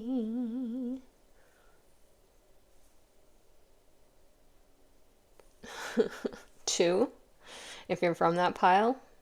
Card 9, this is the Hermit card in traditional tarot. Epiphany. This is the word of the day. Epiphany is the word of the day. Archangel Raziel, joy through spiritual growth. Yeah, your name could be Joy, by the way, or that name could be meaningful to you. Be a light to others. Answers that come through meditation. Yeah, I think you know everything. You know what I'm saying. I think you've already had this realization about all of this, and you're already like on this path. There might have just been a few little nuggets that you were like, oh, true, say, you know? I feel like you have a strong spiritual practice. You're meditating. That's why you are in this new beginning, and you have this clear confirmation and the right timing about this opportunity that you're rebuilding. I think you're learning about this spiritual energetic protection and protecting your own energy and kind of not gatekeeping, but like it said, the guard bee or whatever, who like doesn't let everyone access their energy, because that can be draining. I think you're learning about projections, and like I think you're learning all of this, about what things matter, what things don't. The abundance starting to show.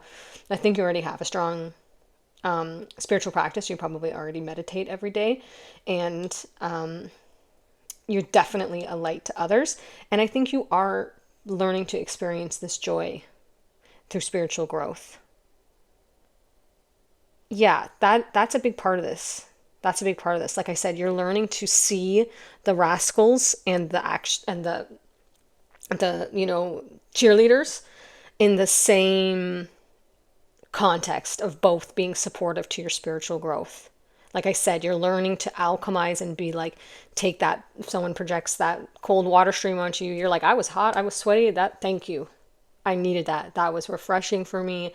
Oh yeah, because we had the third. I was thirsty. I felt thirsty. I felt my mouth was parched. So you're learning how to find joy in all of the interactions, even the ones that are perceived to be negative or challenging, or the rascals, and as well as the beautiful. Well, see exactly, like, see me putting labels on them. You're learning to see it all as beautiful. You're learning all to see it all as joy. You're learning to see it all as constructive and helpful, which is a beautiful, expansive, very free. You feel a lot of freedom when you get there. That feels very free because you no longer constrict when conflict comes at you, or negative, I'm putting in quotes, um, you know, interactions or projections. You're kind of like, let me see what I can morph this into. You start to kind of like play with the energy in like a positive way, and you have more fun with it. You're just lighter about it. The perspective zooms out. You're not there for drama. You're not there to get your point across. You're there to really connect and interact and like evolve the energy and expand the energy and bring light, like you really truly are. And I think it really brings you joy and peace and deep satisfaction. It brings you deep satisfaction. I think this message from your higher self is really, like it says, confirmation that you're on the right track. You're completely where you need to be. You're completely aligned with your purpose. The people who are in your life, that's a friendly, gentle reminder that if you do feel that they should be there, they are there to help you grow, to help you see things from a new perspective, to help you develop your spiritual and relational toolkit of how is best to handle, a challenging personality like this that, I wouldn't have otherwise probably learned this method or technique or approach. And I think you're really learning to enjoy this chapter of life that you're in, and kind of like, what's the word? Like you're getting your like you're getting on a roll with it. Like you're finding your sea legs in it. Like you're really learning, like you're not so much still learning concepts, you're more like experiencing it and like really getting it and integrating it. Thank you so much for being here. That's your reading coming to a close. Thank you so much if you comment, like, subscribe, just for watching. I appreciate you so much being here. I'm really honored that you trust me to be your reader. If you did feel called or drawn to any of the other groups, then I'll see you there shortly. And if not, then I will see you in another reading on another day. Bye.